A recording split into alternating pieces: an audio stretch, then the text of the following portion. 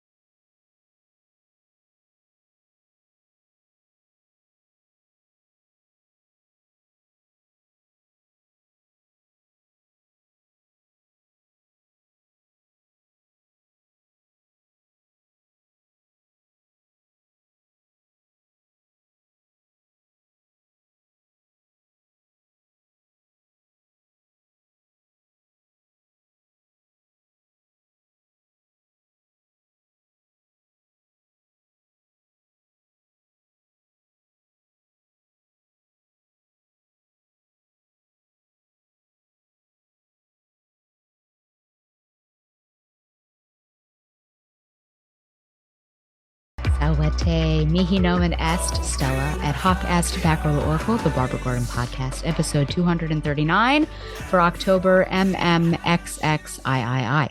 Batgirl the Oracle is brought to you by MileHighComics.com, your new and collectible comic book store. Mile High Comics has an inventory of over 5 million comics from the gold, silver, bronze, and modern age, and over 100,000 trade paperbacks. If you're not into the vintage stock, Mile High Comics also has a subscription service called the New Issue Comics Express, offering a discounted price for comics ready to hit the shelves. So if you're looking for vintage back issues or a great modern subscription service, be sure to check out MileHighComics.com.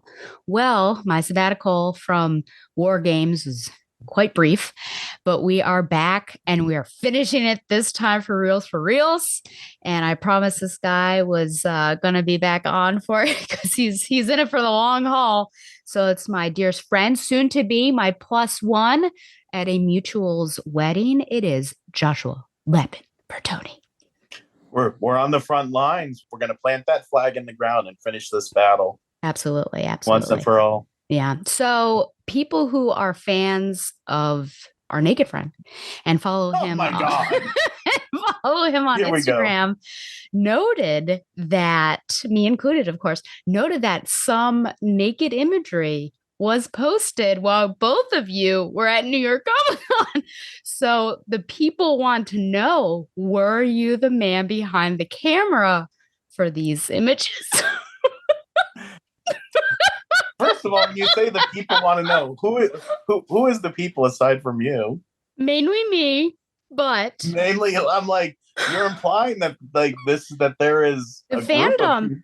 The fandom, his followers on Instagram. Huh?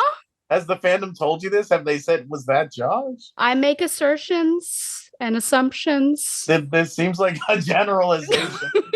I will answer anyway. Sure. I did not know. Okay. I don't know. Maybe he's just really good with like the timer feature. There were a few times where I went down for breakfast before him. And like now that you're saying this, I'm like, oh, maybe when it took him a little while to get back to breakfast. And there was like one day where he like got back to the hotel early, and then one day when I went early and he joined me later. So maybe that's when the photo shoots happened. Maybe. He did meet up with another friend, but I don't think that they were ever in the hotel without me. So I don't know. Are you resentful at all that he didn't ask for your assistance? Thought never crossed my mind. This is the first I'm learning. I'm never on Instagram. I didn't know that these things were happening. And you don't follow that account. Yeah, I honestly forgot. If I probably would have been relieved that he asked someone else because I was so busy with work. I'd be like, yeah, good. Someone else do the photography. There you go. Were there any during BGSU? Probably not. He was very stressed during BGSU. Yeah, I don't remember. In your Ambig D's defense, he does schedule it in advance. So I will at least say that. But I thought it'd be funny. Oh, I thought they were coming from the hotel, the way that you were describing it. I don't think so. No. He has them and then like schedules them out. Okay. But I thought I would start a rumor. A sensational one. Sensational and salacious. Oh, okay. Well, we'll take NYCC as a transitionary piece and move straight into the Find Your Joy segment. Shags, mac and cheese, a comfort and joy. I'm just assuming that was a Find Your Joy moment, but what has been giving you happiness in the, I guess, this month, October, and then the month I did not speak to you online here, September?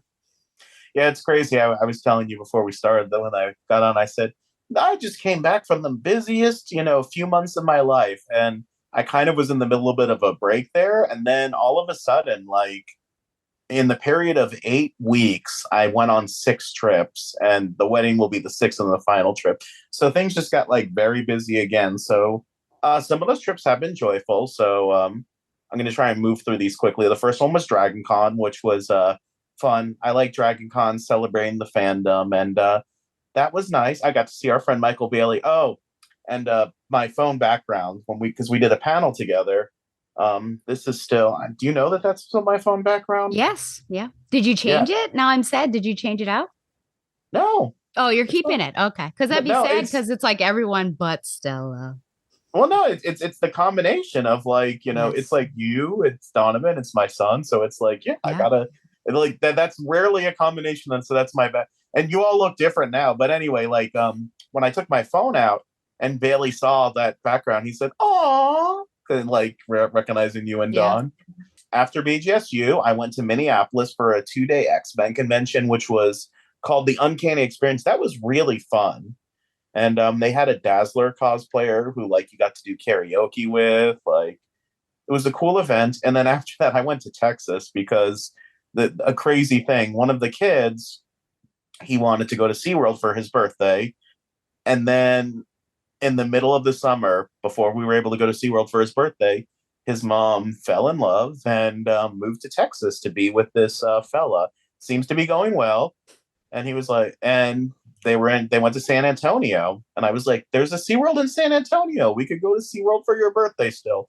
So I kept that promise. I flew to Texas for the weekend and went to San Antonio, and we went to SeaWorld. So that was nice. Then, let's see, that's trip number 3. Then trip number 4 was Bowling Green State University, had the Spider-Man Academic Conference.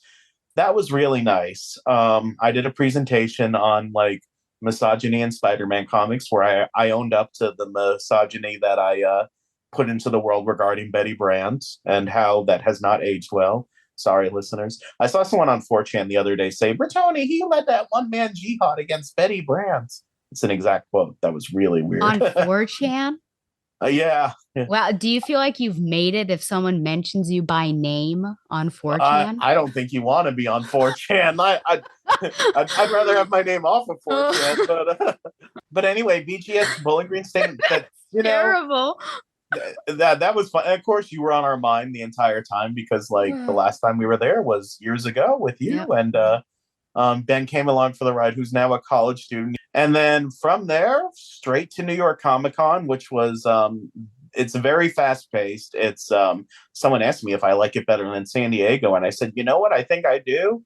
Mostly because it's a Read Pop convention, and working for Popverse, I get a lot of like benefits at these Read Pop conventions. I get like a badge that like lets me in and out of like special doors and stuff like that, and I can skip lines, and free food, which is like very essential. And in terms of finding joy, New York City, I love hunting for New York City pizza. You know, like I like to try different New York City pizza places, and like, you know, when I find a good one, I'm happy. When I don't, it's like, ugh, never mind. And I actually looked through our text messages from when we went with Harry to see Macbeth to like find this pizza place that Harry and Donovan and I went to when you went to that one play. I found it and I was like, wow, this was not as good as I remembered it a year and a half ago. Yeah. That's been my joy. Got to go to John's Pizzeria. Well, thank you. Thank you very much. I will say, I think so far this month, probably the biggest joy has been going back to Falmouth, back to T-Ticket. This was the main trip that was planned. So in August, at one point, Harry said pretty immediately after the surprise dropped, does this mean you're not coming in October? But that had already been planned. So I felt bad because I was like, that's a lot of Stella. You know, I double checked with the mayor and all that just because I don't like to overstay my welcome. But ran a 5K. Originally, I was going to do a half marathon, but just with 2 jobs and a class over the summer, I just could not find time to run those miles. So just did a 5K. It was fine. It was chilly. It rained like before and after, so it was a bit better there. Apparently, I beat my time from the previous year. And then just, a lot of hijinks. I think, again, I'll probably wait until the episode, the next one when I'm by myself, to talk about like the day by day. But if you do follow Harry and our gaming channel on YouTube, you can see that I gave him a haircut, a mullet. People commented on it that it was a good haircut. So I just want to put that forward. And then we also did a orange soda challenge where we got all the brands of orange soda we could, and then saw which ones we could correctly guess. I guessed 5 out of 5 correctly. Poor Harry, only 2 out of 5. So I think I'll say that for right now, but I'm happy that the weather is finally the temperatures are dropping and it feels like fall. And then, just this weekend, I'll be going to Texas for a wedding of, a close friend, someone I've been friends with for a while. And Josh is going to be my +1 and I'll be Josh's +1. And it's interesting to see, some people that I haven't seen for a while and be able to hang out with you too. So. And I'm looking forward to that, and it'll be the coziest of all the trips I've been to, because like every trip has been like something kind of like strenuous. Yeah. Even like taking that kid to SeaWorld, like Texas was hot. And I live in Florida. Texas was hot. Yeah, and we were like outdoors 2 days in a row because we did SeaWorld then Aquatica. Yeah, I've been checking the weather and it's 80s, but the humidity is like 40s and 30s. So hopefully it won't feel too bad. But I'm kind of prepping for that. But I'm all set to go. I know what I'm wearing for the wedding. So I just have to figure other stuff out. So and I know I'm wearing a belt to the wedding. I'm so happy to hear it. Yeah, we'll see if there's a peach sliding on the dance floor. Peaches, peaches, peaches, peaches, peaches. Whoa, what if I request that song and we slow dance to it? I'd be down. I'd be down for something weird. We could dedicate it to Donovan. You could say this song goes out to Big D. No, wouldn't he be like coconuts or something? Like, well, yeah, but do we have a song? You and I? Yeah, do we have a song? Okay, the Peaches is our song now.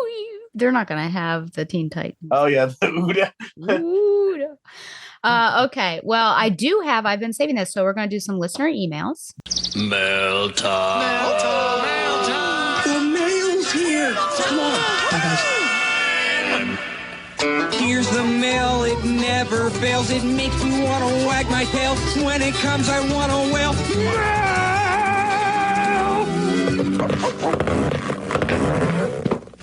So I was saving this because a lot of them were comments on war games. And I wanted you to be on there to hear them and also comment on them. So now I just have to sort through everything.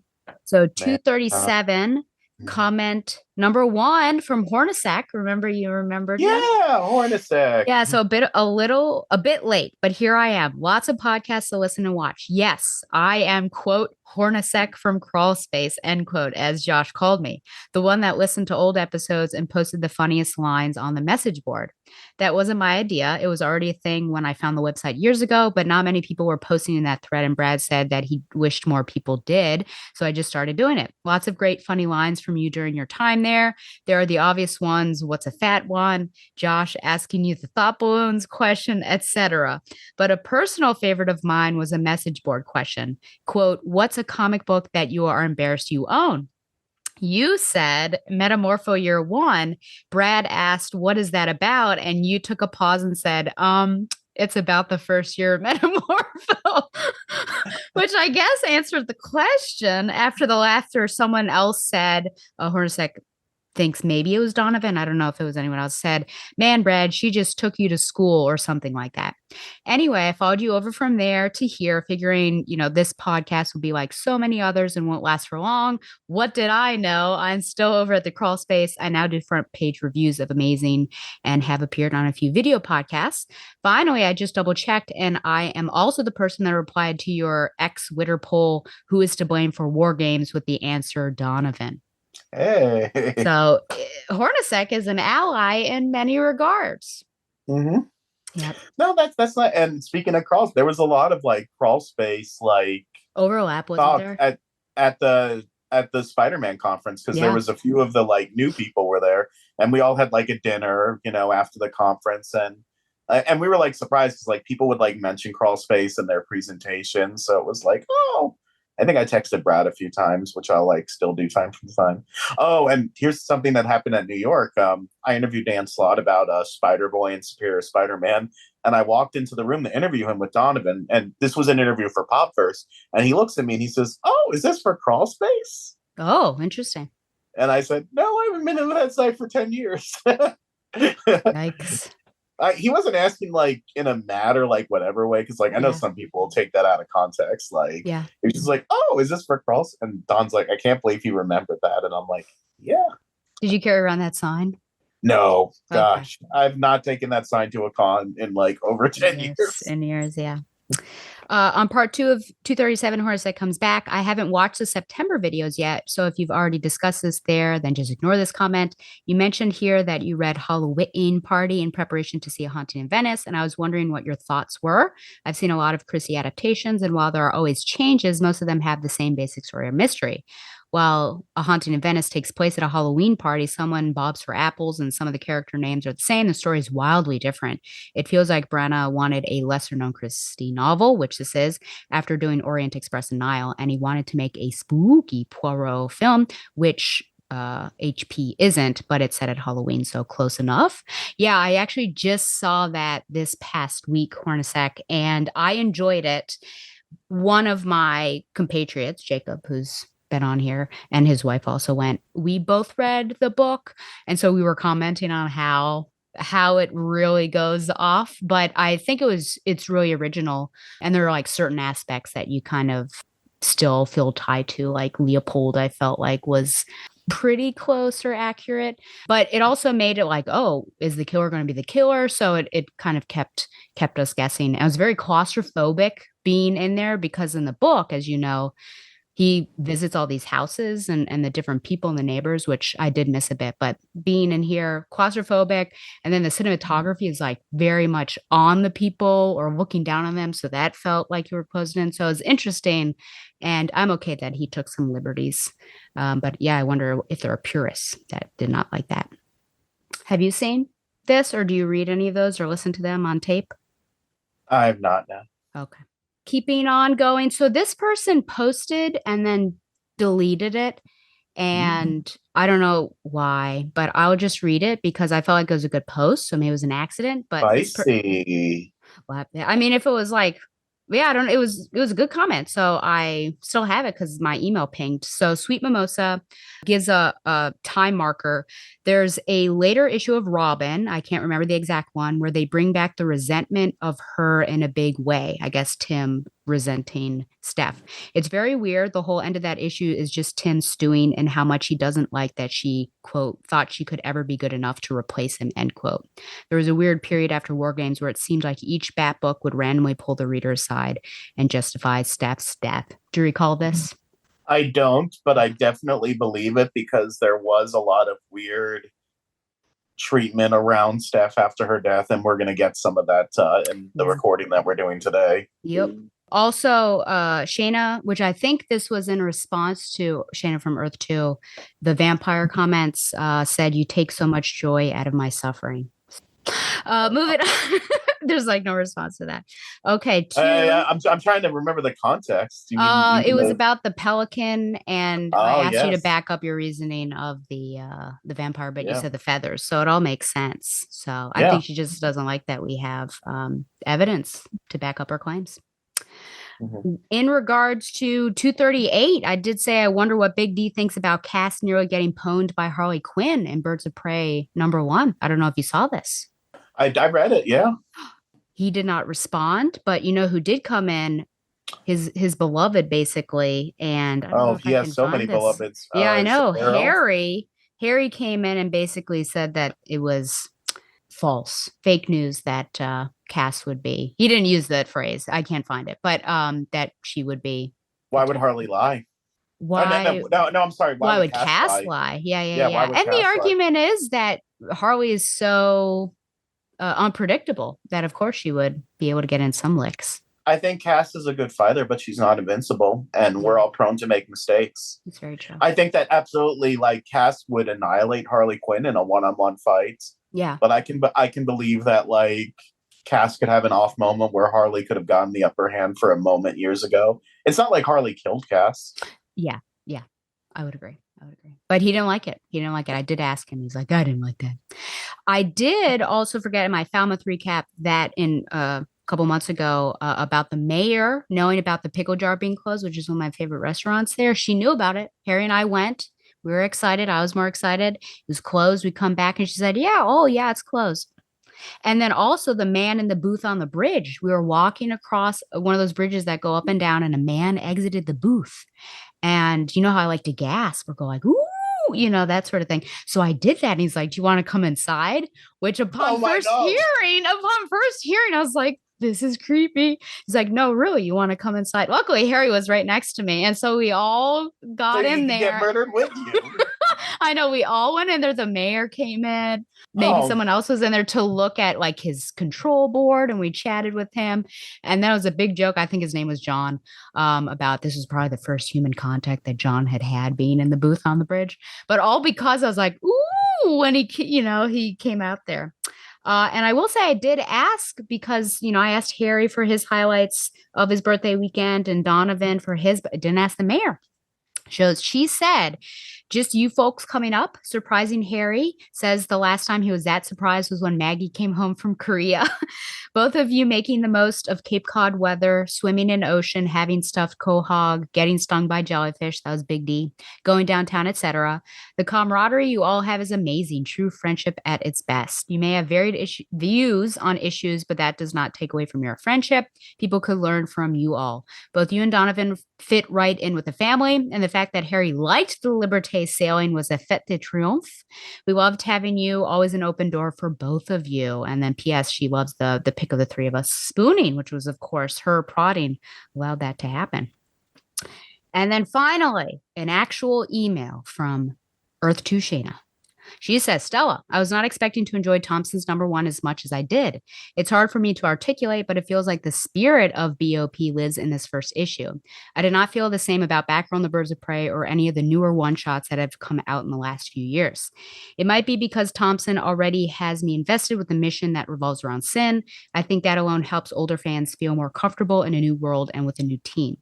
We get so many seemingly small character moments in this issue too. I love the interactions between Big Bart and Cass, Zealot and Harley, Dinah and Cass. I feel invested in this team already. My only hope is that Babs might join later down the line. And the art is so perfect. It's not over-stylized. Our women aren't sexualized in every other panel. It has a classic feel to it. I cannot wait for issue 2.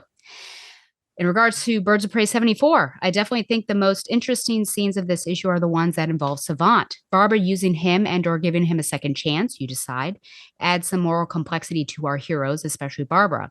I like that Savant brings her hypocrisy to light. After all, aren't heroes supposed to be guided by a strict moral code? Don't we expect them to embody a black and white view of the world, one that is easy to consume and digest? Hero is an ideal and one that I don't think most human beings can live up to. In regards to your question about what responsibility Babs and Dinah have to Savant, personally, I don't think they have any. However, their roles as heroes say otherwise. Barbara admits to feeling the pressure of that identity in this issue. Additionally, Barbara likes to be in control, so while I agree that you can't force a person to help themselves, Babs might feel differently. To give her credit, though, Savant began as a hero before Batman rejected him. Perhaps it's why Barbara feels confident she can build him a conscience or at least reach that part of him that wants to do good. I think this is also the reason that Savant looks to Barbara and Dinah for some kind of salvation.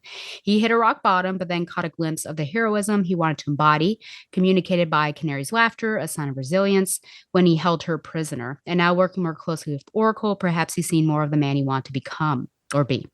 The hero he wanted to be.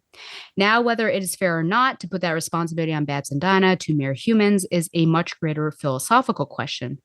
Though I don't think it is unusual for us as mere humans to look to our heroes as gods, to see them as the only ones who can save us or even restore us to a more innocent state of being. And then Birds of Prey 75. No, the photo. That because of the clock tower being on. Will we ever find out who took that salacious picture of Dick and Babs? I don't know. I still think it's Tim. I love the introduction of Zinda. I think Simone crafted a really compelling character in her, and I'm excited to see my favorite version of the team in the upcoming issues. Best, Shayna. There you go.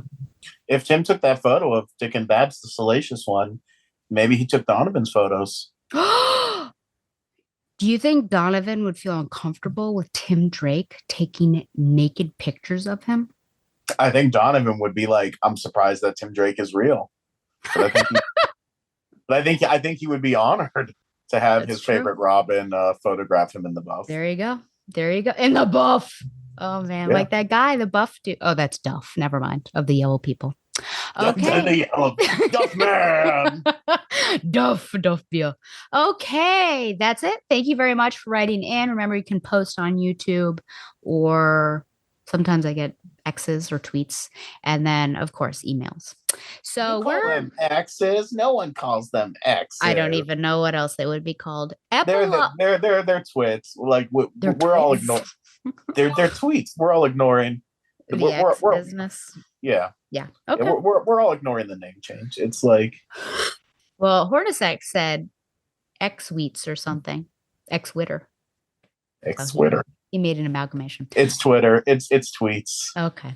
So we are looking at right now the epilogue of, which I didn't even know existed until I flipped my Kindle and I was like, oh my gosh, there's still more before War Crimes. So there are two epilogue issues.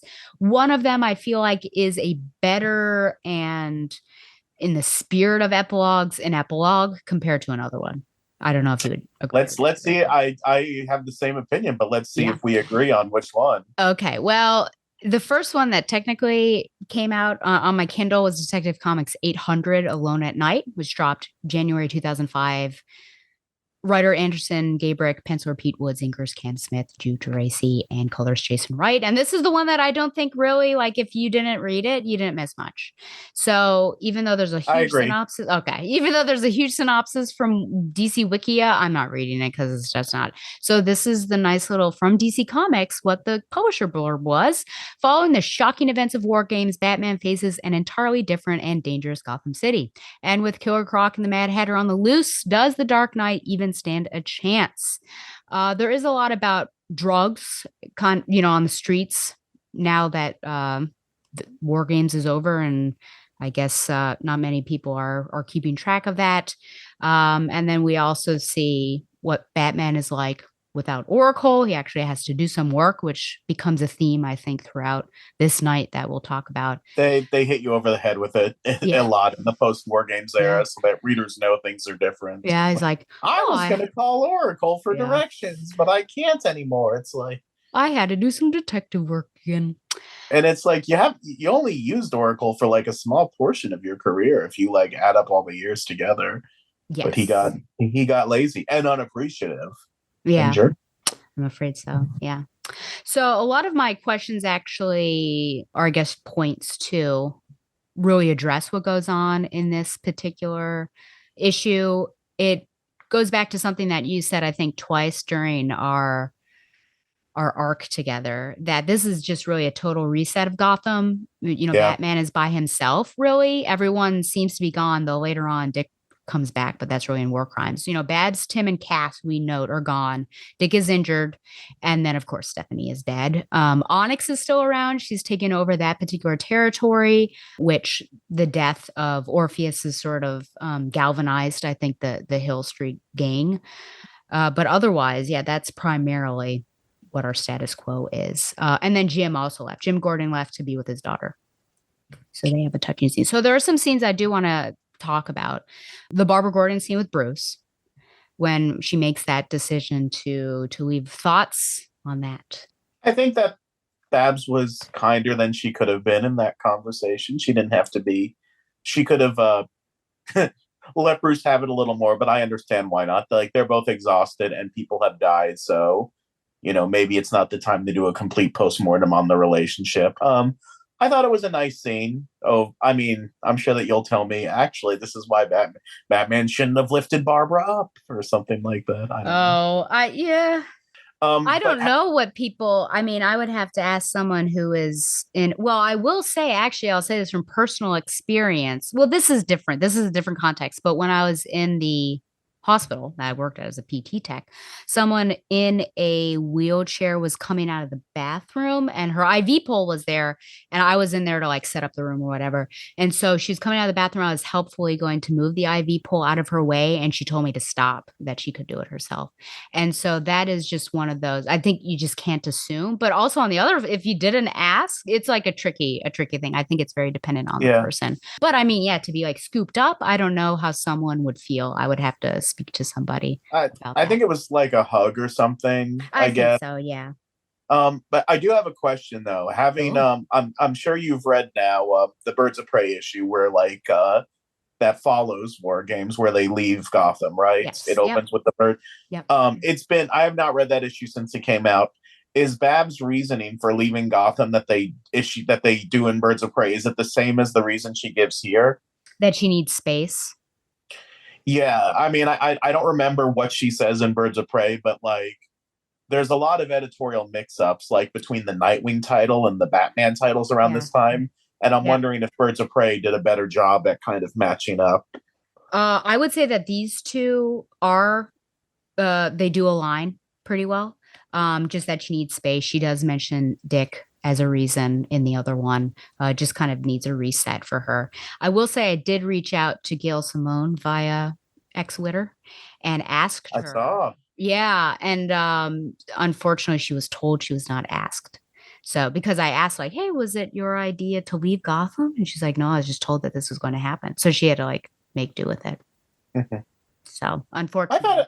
I thought it was interesting. Oh, that kind of goes with the theory that I had of that this was all because of Batman Begins and they wanted Gotham to look more like it did in Batman Begins. Yeah. Where cops. So if she was told that kind of adds, because as I said in the War Games episodes, that was like my theory and that was the theory of everyone at the time, but that's never been like confirmed by anyone.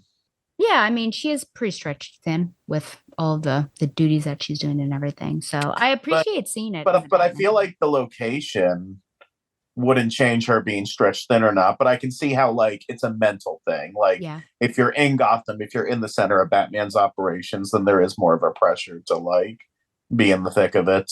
Well, I feel like she's just, it seems like, I mean, I've yet to read issue 76 at the moment, which is when I suppose they'll be wherever they need to be. Though they are in a flying command center, that she's just going to focus on Birds of Prey. So that's cutting out a lot. I mean, I'm sure she'll still help other heroes when she needs to. It's just, she doesn't have to help Batman with the nickel and dime stuff anymore. That's very true. That's very true. Moving on to another Gordon, which is the next page. What do you think about his scene with Jim and their discussion? And then I did have a question just there is a point that law and justice are not the same. That's something Batman says. Do you agree with that? Absolutely. We don't always get justice when we work within the law, unfortunately.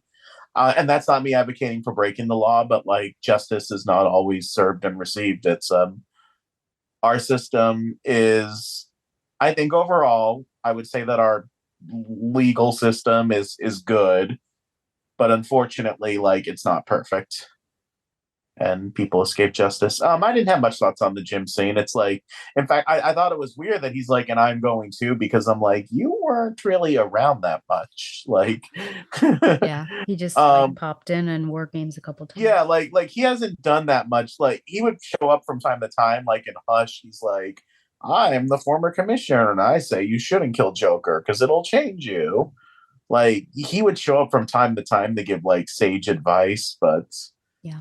He wasn't a regular character. Yeah, I guess it would just be, it's a significant absence potentially if they hadn't addressed it. Yeah. And I do like, I mean, I don't know if I'm going to see any Jim and Bab stuff in 76 onward for Birds of Prey, but that would be nice. I haven't seen that in a while in this era. Have you gotten to the issue where Babs has a conversation with Jim about being Oracle? Has that happened yet? I don't recall. Okay, then probably not, because I feel like it was sometime around this era. Yeah, so maybe. So maybe you will see more Jim and Babs. And then the final relational one is Catwoman. I did not like a lot of this issue, but I liked the Batman and Catwoman scene. Obviously it was needlessly dramatic, but come on, Batman and Catwoman are freaking dramatic people. Yeah. Like they're always so melodramatic.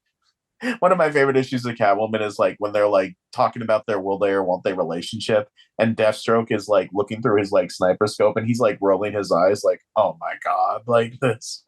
And so like this, like, but I like that, like it really was a good way to show the emotional toll of War Games on Bruce, and it's kind of a good indication of where Batman and Catwoman's relationship is in this period, because we're in this post-Hush period where like the dams had broken and Batman and Catwoman were hot for each other again after the books had kind of kept them apart for a while. So it was nice. Are we still on Batman and Catwoman? Do you have any thoughts to give? Because I wanted to touch on something. Well, I was just going to say that I'm happy that Batman, at least in this issue, changed his ways because he actually relayed information.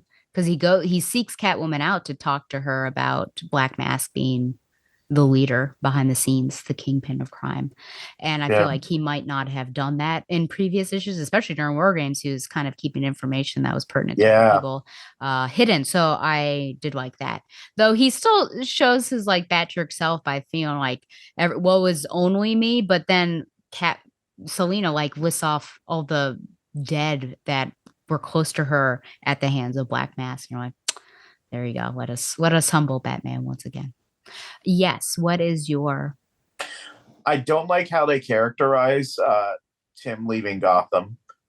I'd have to reread Robin, but I recall like I think it's Stephanie, the issue of Stephanie. You see Stephanie Brown's funeral at the beginning of the post-War Games issue of Robin.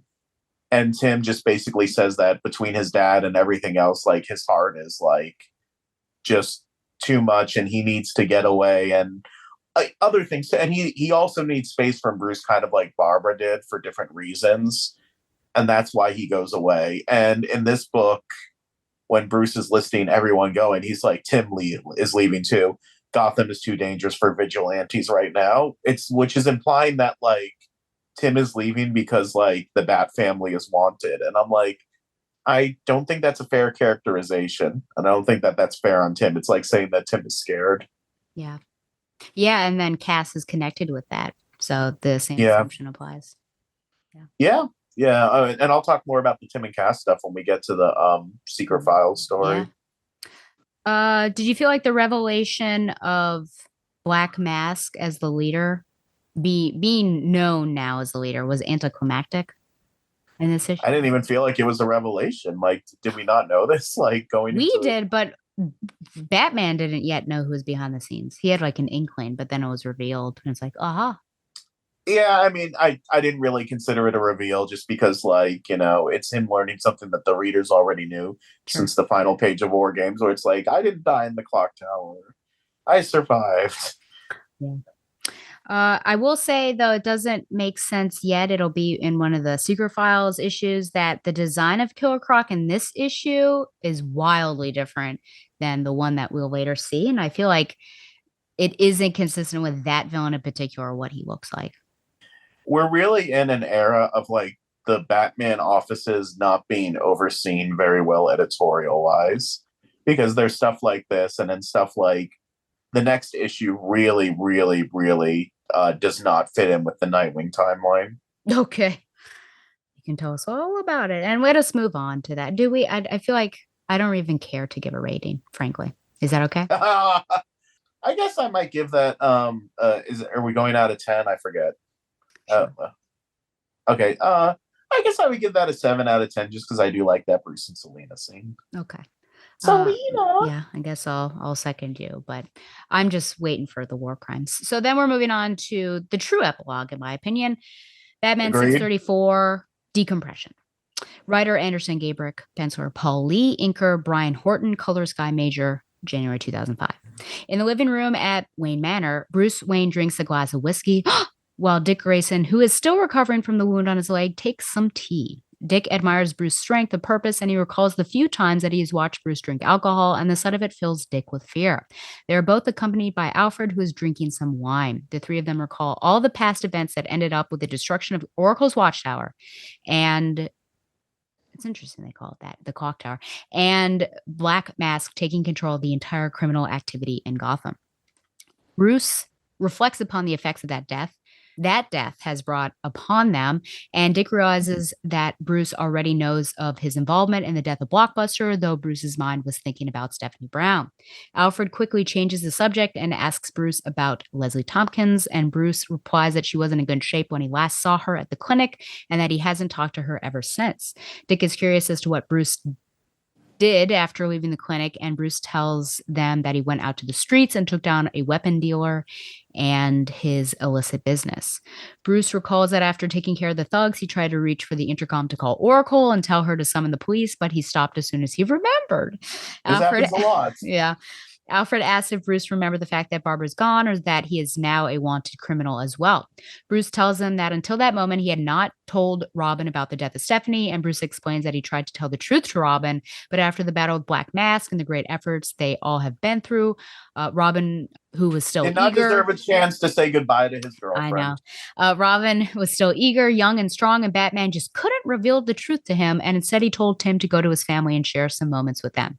After a few hours, Batman tracked Robin and followed him to the East Side Clinic, where Robin was trying to sneak inside to talk to Stephanie. However, it was already too late, and Batman told Robin everything that happened, and despite the hard news, Robin didn't lose control. Of course, days later, Tim's father, Jack, was murdered, and Tim was completely alone. Dick blames himself for not being present during Tim's time of need, but Alfred replies that he was in no condition to be outside home. Alfred then explains how he managed to find Nightwing after he was shot in the leg and fell unconscious on a fire escape ladder. Alfred listened to Nightwing's call for help, and a few hours later, he located Nightwing and carried him to the, like a sack of potatoes, to the mobile Batcave to heal his wounds and take him home. Alfred then reflects on the fact that after the war ended, there were only Bruce, Dick, and himself left in Gotham, which reminds him of the old times that he holds as a dear memory. Bruce tells Alfred that the situation isn't exactly as the old times now that the Black Mask has taken control over almost the entire all the gangs in Gotham. Bruce tells him that the Hill Gang didn't join Sionis' side, and they keep fighting the criminals' control under the leadership of Onyx, who defeated Alexander Kosov during a gang battle between the Odessa Mob and the Hill Gang. Batman had a conversation with Onyx, and she explained to him that the gang won't join Black Mass after he murdered their former leader, Orpheus, and that she's going to keep fighting despite what Batman thinks. Oh, then this. I do want to talk about this. But Batman is worried that Onyx might fail and end up dead or leading the gang to death. But Onyx replied that because Stephanie died trying to impress Batman, it doesn't mean that she would fail as well. Onyx knows what she is doing, and she told Batman that he's not responsible for Stephanie's death. So this happens again, but Batman also washes his hands of it to a certain extent. So we can talk about that. Dick agrees with Onyx, but Bruce tells him the conversation he had with Crystal Brown, the mother of Stephanie. Bruce was standing over the grave of Stephanie at the graveyard when Crystal appeared and asked what was Bruce Wayne doing there. Bruce told her that he was visiting the grave of a young hero, but Mrs. Brown could barely stand hearing the word. She expressed her feelings about the whole situation, her worries of raising a child with a criminal father, and watching her grow to try and emulate the Batman and be like him. Mrs. Brown recalls that Stephanie always pushed really hard trying to fight the good fight, but in the end, all that she has left is a dead daughter and a husband and a grandchild she will never meet. Mrs. Brown blames it all on Batman. I should say a dead husband, because that'll come back. Mrs. Brown blames it all on Batman, and she calls him a criminal because he breaks the law and drags little girls into his war to their demise. Crystal has a breakdown and admits that she failed her daughter, Stephanie. Bruce admits the same as well, but neither Alfred nor Dick understand what he is actually referring to. Finally, Alfred asks Bruce how he is going to keep working as a vigilante now that the GCPD have orders to shoot him on sight, and Bruce tells him that it is going to be like in the very beginning, and he must be very careful. Bruce stands up and tells him that he has some ideas, and that while there are still millions of people in Gotham in need of protection, he will protect them with his life as necessary, which fills Dick with renewed hope. I will say I didn't realize that. I mean, I was reading Birds of Prey last month, and I guess I just didn't think that the GCPD had laid down this level of law and order against vigilantes. Was that given to us at the end of War Games? Or is it just I feel like it was understood. Was there not that page where like you hear them say like shoot all vigilantes on sight? I just thought that was during War Games. So that just continued. I mean, I don't see why they would rescind that order. Okay. Well, I thought once law and order was restored, they would go back to. Batman said, like, I'm taking control of the GCPD. All right, cops, I want you to all run into that meat grinder. Yes, we know your thoughts on that. I just thought that, it was kind of lifted after that. Things were status quo. No. They didn't trust him, but it wasn't. But now it's real bad. It is still soon shoot on sight. Okay. Well, that was my naivete. Okay, I already said we agree. A true epilogue. Bruce drinking. Concerns? That's interesting and surprising, but he's human. I'll give it to him. Yeah. He's at home with his family, and he's had a rough time. He's lost all his allies, and Stephanie's dead, and Onyx is dead. Not that he really like Onyx, Orpheus. No. Woo! Yeah. Careful. Yeah. Orpheus is dead. Not that he like cares, because it's like he focuses more on like, was Stephanie's death my fault? It's like, what about Orpheus? Yeah. Like, yeah. I mean, maybe that's because Stephanie's a child and like a girl. He feels more, responsible there. But yeah, I think it certainly shows he is human after all. That he takes to drink in order to do something. Yeah, maybe to feel quote unquote as normal people do. I don't mind it. It was surprising, but like, I don't mind being surprised. Yeah, I don't think I've ever seen him drink, but I do wonder what he's doing as Bruce going out in the town. Is he just like dropping champagne things I think plants and pretending to drink, but not really drinking? Yeah, I think he's having like non-alcoholic beverages and pretending to be like a little tipsy, like in the movies, like in the Chris Nolan movies. That's what he did, and Batman Begins. I do like that this issue catches the reader up. As well as Dick and Alfred. We're kind of with them, what's been going on, kind of sort of what the plan is going forward. Do you feel like Bruce knows about Blockbuster, or is there like Dick, he's paranoid that he knows? If I was reading this at the time, I would say that Dick is paranoid, but like eventually, like, and it takes like another like year or two, like Bruce does say like, of course I know about Blockbuster, like, and you've been feeling bad about it. And I'm mad at you for feeling bad. I'm not mad at you for Blockbuster. I'm mad at you for letting it get in the way of you feeling bad, or like something like that. Just bad communication all around. Because honestly, like, it would be a load off of Dick's mind if they could just have a conversation about it. Mm-hmm. But this is a good time for me to say, which I mentioned this in the last episode that I was on. This does not fit in with Nightwing's timeline, because Dick is shot at the end of that War Games issue. And the next time he wakes up, he finds out that Stephanie is dead, and like that War Games has like ended, et cetera, et cetera. And he leaves the Batcave and leaves his Nightwing costume behind. And then the Bat books, like they take a break for Nightwing Year One, and Dick You find out that when he left Nightwing behind, he like joined the underworld and like became part of the mafia with his crutches and everything that he was in for a while. Like, there is no time for this like scene to happen, because in the Nightwing title, we're told that immediately after Dick passed out on that roof and Alfred rescued him, he woke up in the Batcave, found out that Stephanie was gone, and like leaves the Batcave never to come back. Like, until he becomes Nightwing again, but like he like goes off. I'd have to look at the issues again, but I know that like he and Tarantula have an altercation, and he kind of like breaks it off with her for good and says, "We have to arrest ourselves for what we did to Blockbuster," and she's not down for that. Sure, I'm sure not. Yeah. Anytime Nightwing is appearing in the Bat books during these months, like in the I believe in the Red Hood storyline too, where he still is in his crutches, it's a weird continuity hiccup that does not make sense. Like Killer Croc's appearance, like it should have been coordinated. So we've talked a lot about this Tim situation and Stephanie in the hospital and Batman. And I think we've asked all the necessary questions. So my new question would be, if Batman had this to do over again, do you think he would do the same thing in regards to not telling Tim in the moment? He does not seem remorseful about it. He does not seem like I should have this. He's like, he kind of justifies it when he explains it to himself. I don't buy his justification, but like he seems to be trying to justify it and believing his like BS. So I think someone should ask him, how would you feel if that was your parents and you were denied the ability to say goodbye to them or something? Yeah, it's true. It's also weird that they say a few days later his dad was dead. So like when we're seeing Tim in Identity Crisis before Jack dies, Tim is like doing okay in Identity Crisis, and it's like, oh, this is Tim like hours after he found out that his ex-girlfriend was murdered. Yikes. You know, like again, the continuity is just kind of all over the place here. Wonky. And also, like, that means that War Games and Identity Crisis were really, I mean, they were happening at the same time in the comic book store. We were reading them at the same time. But like this was like within a week for like Batman. Like he's saying goodbye to Oracle, the clock tower's destroyed, Black Mask almost kills him, and then he's solving Jean Loring's murder. Or solving Sue Dibney's murder. Jean Loring. Spoiler alert, Jean Loring did it.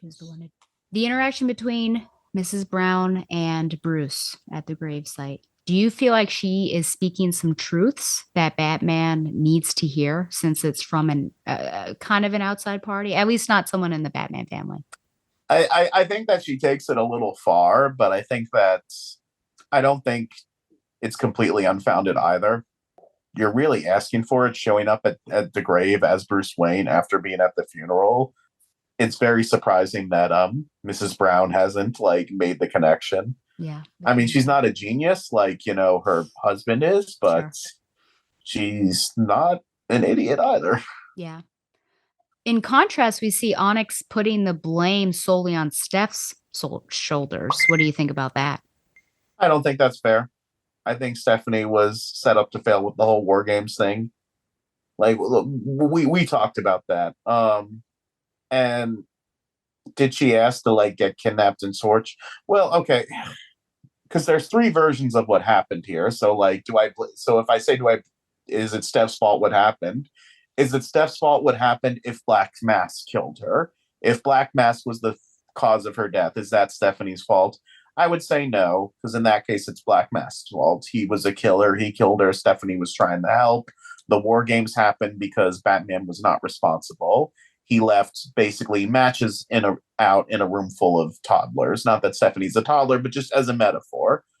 So in that scenario, no, it's not Stephanie's fault. If we're going with scenario number 2, where, spoiler alert, Leslie Tompkins killed her, then that's not Stephanie's fault either. If we're going with scenario number 3, which is the next retcon years later, that actually Stephanie was alive, then I guess it's irrelevant whose fault it was. Sure.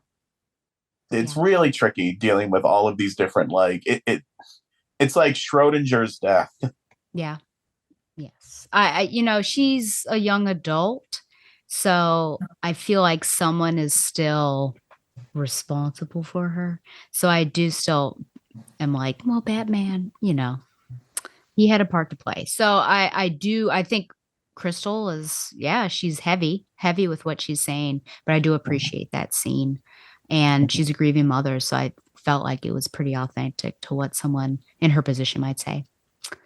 I found it interesting. Batman asks Onyx how far she's willing to go in this gang war, or I guess protecting and going against Black Mask, as if killing were an option.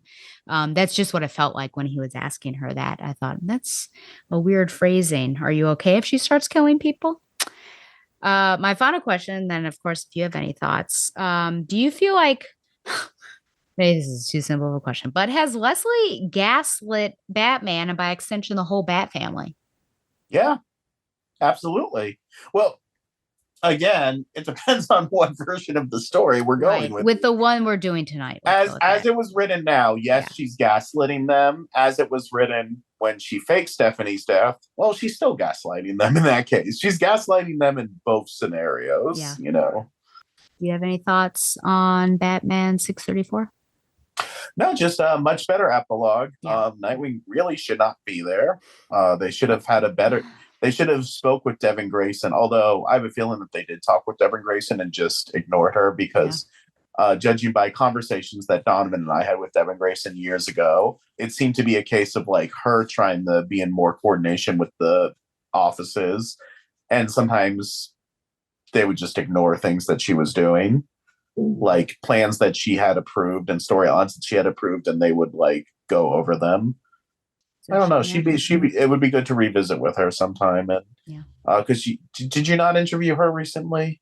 Am I remembering on? Oh, maybe at the end of her arc, because she leaves around Infinite Crisis. Oh, well, I mean, she leaves during Infinite. Like it's like 1 year later is the end of her run. Yeah. That's when she's replaced with, I believe, Bruce Jones. Maybe. Okay. Nightwing has some weird years there. I guess, yeah. Grade out of 10? Maybe 8. I don't like things that happen in the issue, but I thought it was a well-written and well-drawn issue. And it kind of gave me a better epilogue feeling than the previous issue did. Yeah, I would say maybe an 8 or an 8.5. Okay, moving on. So there were a couple secret files and origins. I'm going to speed through these. So first there was the villains. Batman Villains, Secret Files and Origins, 2005. And there is, as usual, there's stories in there, and sometimes they have different kind of news-esque files. So Stranger in Paradise by Bruce Jones. There's certainly a focus on Red Hood and how he is messing with Black Mask's empire. And then Black Mask, who has all of these actual masks that have been created by an artist, goes through which villains are in or out of the picture. So it gives us kind of an update as to what the state of Gotham is like and which side they may be on, if they're on his or not, or Hush's maybe. So it's all through Black Mask's point of view. I wasn't aware that Red Hood and Black Mask intersected at all. He was in the Red Hood storyline. Oh, okay. Yeah, it's been years since, but I remember like Red Hood was messing with Black Mask stuff in that storyline. Okay.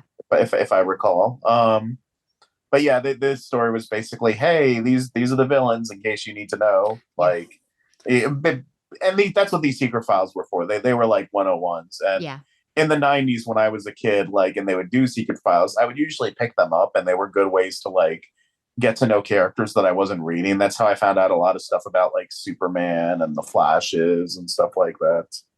Between this, there was or at least I put in between in my notes, there's a Batman 642 story, Breaking the Skin by Anderson Gabrick, where Killer Croc completely differently designed. Oh, that works. He frees himself from Tetch's control because he was being controlled in the previous issue that we talked about. He's also dying. Batman tries to save him, shoves a syringe in his mouth. And I think that's mostly what I would have to say about that. Do you have any thoughts on Batman 642? It's kind of weird that it's in this trade because I really don't feel like it's connected to any of the, like, it's not part of War Games. It's not part of War Crimes. It was part of that epilogue.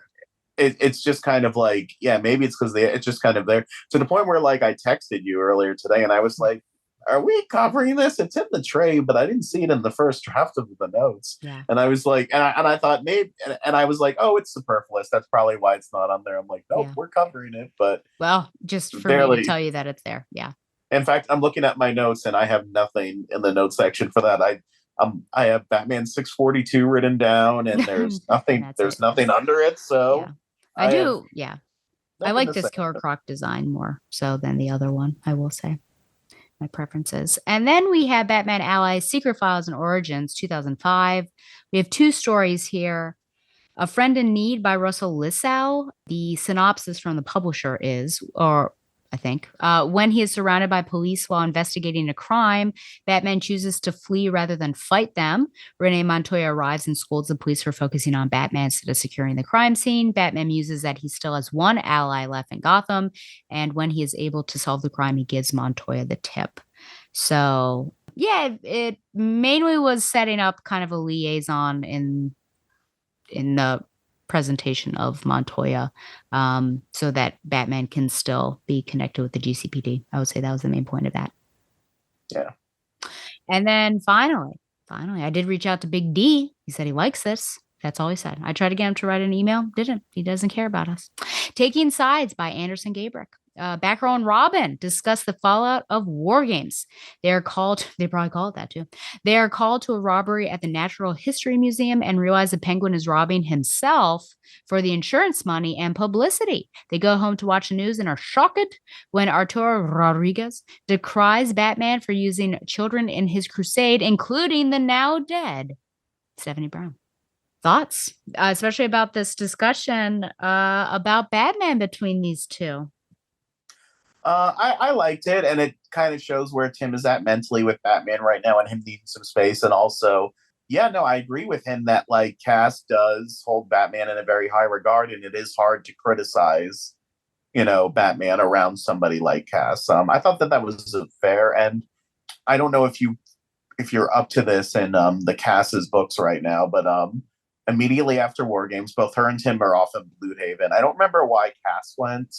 But, like the editorial needed an excuse to get everyone out of Gotham. But that whole era began with kind of like a storyline that was weaving in and out of Robin and Batgirl, where it was just Tim and Cass like find the Blue Haven underworld. And I liked that era. It was fun, like sometimes they would share a storyline, and other times like Tim would have his own storyline in his book and Cass would have in her book.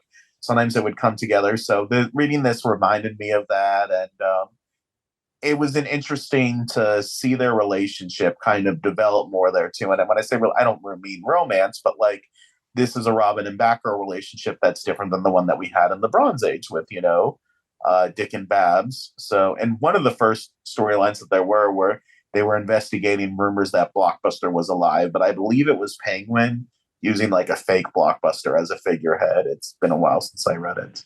One thing about this story that has never been addressed.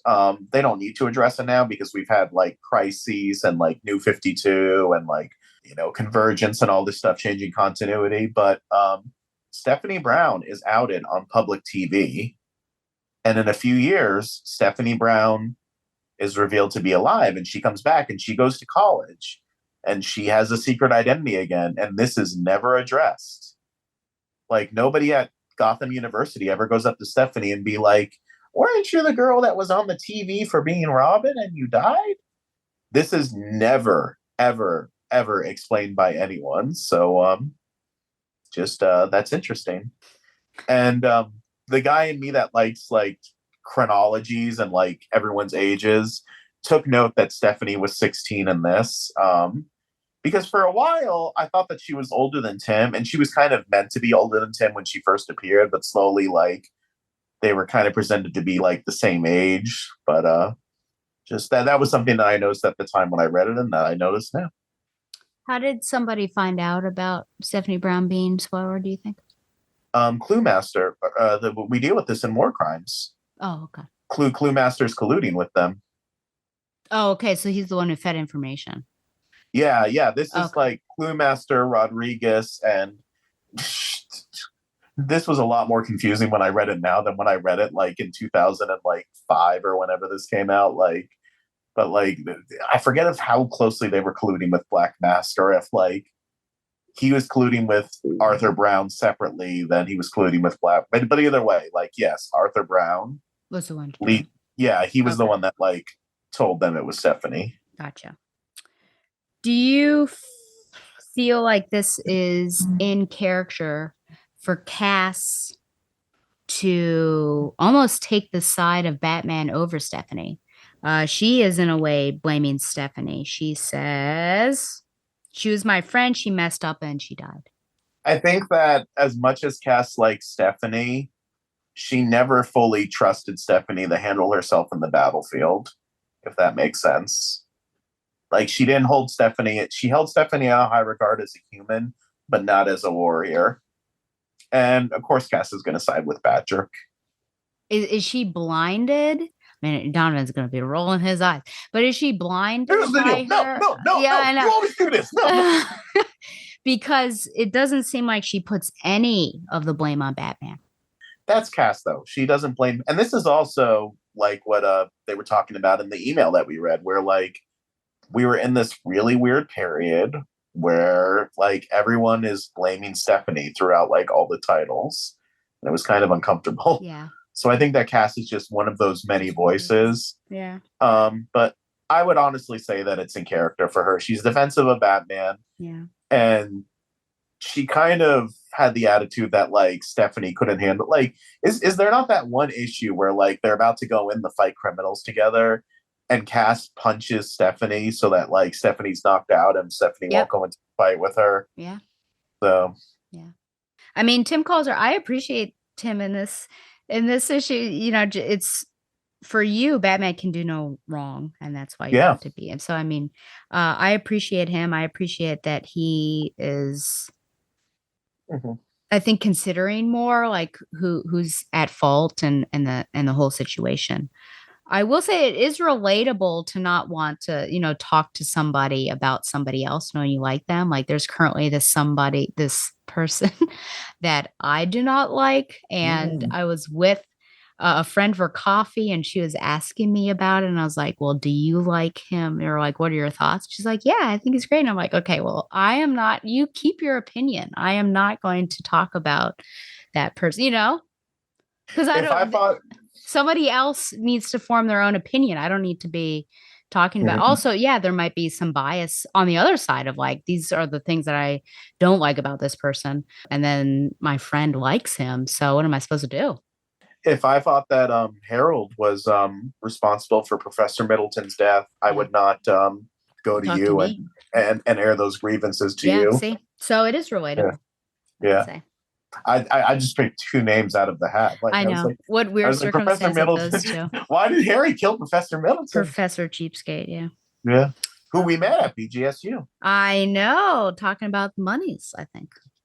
Yeah. Okay. That's it. I don't think we rated any of those little mini ones, so I think that's okay. So we are in it. We're finishing this up. This is War Crimes. Part 1, To the Victor Go the Spoils. And this is Detective Comics 809. Writer Anderson Gabrick. Penciler Pete Woods. Inker BIT. Colors Jason Wright. October 2005. Down on the tracks of the subway train of Gotham City, Batman is questioning the leader of the Odessa mob, Alexandra Kosov, about Black Mask's next movement, but she refuses to tell Batman anything. Batman ties her hands and feet together on her back and hangs her from the ceiling of the tunnel. As the subway train comes towards her, Alexandra panics and gives Batman a full confession of Black Mask's activities. Batman saves her before the train crushes her, and he removes her glass eye as a punishment for all the evil deeds that her gang committed during the gang war. Batman leaves Alexandra in the darkness and warns her to keep insects out of the empty eye socket. Reporter Arturo Rodriguez stars in his own TV show where he exposes some of the most relevant crime cases in Gotham. And this time he has brought a guest to his show, a man called Aaron Black, that wants to address the outcome of the gang war that destroyed Gotham. Black starts explaining, I wish they would come up with like more distinct names, but Black starts explaining that the criminals and the vigilantes are not the only ones to blame for the situation, but the GCPD is also guilty of letting things get out of control. Black also talks about the death of Stephanie Brown, as he has researched a lot about the case. He explains that Brown was the vigilante known as Spoiler and that she was also the latest Robin, and he blames Batman for allowing kids to undertake his crusade and cost their lives in the meantime. However, he explains that the death of Stephanie happened under mysterious circumstances and that she might still be alive if not for all the events that evolved during the gang war. Aaron Black asked the people of Gotham to gather together at a memorial for all the people fallen during the gang war. That night, Bruce keeps a close eye on the meeting that Black Mask was supposed to go to, but the criminal never showed up. Back in the Batcave, Bruce examines the information on the Bat computer when Alfred delivers Bruce a videotape sent to him. The tape was a recording of the earlier show where Arturo Rodriguez talked to Aaron Black. Bruce recalled all the past events until the death of Stephanie, and after watching the whole video, he decides to go out and investigate who is responsible for leaking information about Stephanie's death and for sending him the tape, as it is obvious that it must be someone who knows that he is Bruce and Batman. Batman goes to see Leslie Tompkins at the East Side Clinic, but upon arriving, he learns that, oh my gosh, she quit and she has gone away for a few days. After talking to a nurse, Batman learns that Leslie and her personal assistant Vera shared some sort of secret about Stephanie's death. Batman also learns that the files from Stephanie Brown have been retrieved by Leslie's assistant, and soon he goes to see her. He arrives at her place, and when he enters her room, he finds her dead body, crucified to the wall, and written with batarangs, I believe, and written in blood the word snitch. Batman notices the folder with the confidential information about Stephanie was in the bed, but a quick glimpse makes him realize that the last pages are missing. Batman leaves the place and goes to Leslie's home, which is utterly empty, and Batman doesn't quite understand why Leslie would leave in that manner, as if escaping from something or someone. Batman returns to the crime scene and takes a closer look, after which he realizes that Leslie's assistant was stabbed in the wrists, ankles, and chest with some of his own batarangs. And after removing them and cleaning the message written in blood, Batman puts the body back in the wall. But this time he places knives instead of discarded batarangs. Listen, I had a major issue with what was going down here. Someone is trying to frame him, and Batman believes that it must be Black Mask. The next morning, Bruce Wayne goes to the memorial organized by Aaron Black, and after the whole day of looking closer to the man or into the man, Batman thinks he knows who Aaron Black really is. As Black leaves the gathering, Batman approaches him and tells him to stop pretending, as he already knows the truth. From behind Batman, a voice tells him he also knows who quote-unquote Batman really is. The person posing as Batman turns around and discovers that Joker is aiming a gun at him and laughing maniacally. I don't know if that was that DC Wikia's recap. It was. Yeah, they spoiled the reveal that it was an imposter. They did. Yeah, I was like, that transition is a bit odd. Yeah, because there's a Batman. And he starts beating up on Aaron Black, and you're like, what's happening? And then another Batman appears and Joker. And as me reading this at the time, I thought that it was Batman, and the cliffhanger when the Joker says, "I know who you really are," and I'm like, the Joker's because somebody sent something to Wayne Manor, and they know, so they know who Batman is. So I was like, did the Joker do this? And I had to wait till part 2 to see that was so. But DC Wikia, that they're not going to keep us in. Yeah, they just went for it. Yeah. Although it is hard to recap that without either line or giving away the part 2. Yeah, and I will say that even though the writer of the Wikia said that Alexandra had a glass eye, that I think it must have been some other sort of stone, because he does say that it would feed several families, and that's why he snatches it from her eyeball, her socket. I guess I'm silly. I did not know that the gang war only went on for 3 days, because boy, did that feel like weeks. It was weeks for us. It really felt like it. Well, Did you know that it was 3 days? I feel like it was longer based on the school shooting and everything that went down. Yeah. But I would honestly have to go back and look through, and if I was in my 20s, I would, but I'm in my late 30s now, and I'm like, I don't have the time to Is it really important for me to fact check this right now? I'm like, if Batman says it's 3 days, I'll allow it. Yeah, it was. There's some disbelief on my side, I will say. I'm kind of with you on that, because I remember a lot more transitions, especially around Act 1. Yeah. I can buy Acts 2 and 3 being 3 days, maybe, but. Yeah. Oh yeah. Okay. Let me see if I can find this. This is where you're going to talk about the nurse. I do want to talk about that. My first point is I about know you do. Arturo. During the gang war, he was abducted. This is Batman narrating. During the gang war, he was abducted by Black Mask and forced to record his atrocities, and he blames me. Go figure. This is literally bad. I don't think Batman would say go figure. Once one of my biggest supporters, how far things have come. My question was, does Batman not give Arturo more credit when talking about how he doesn't support him any longer? Because it felt like he was leaving out some facts.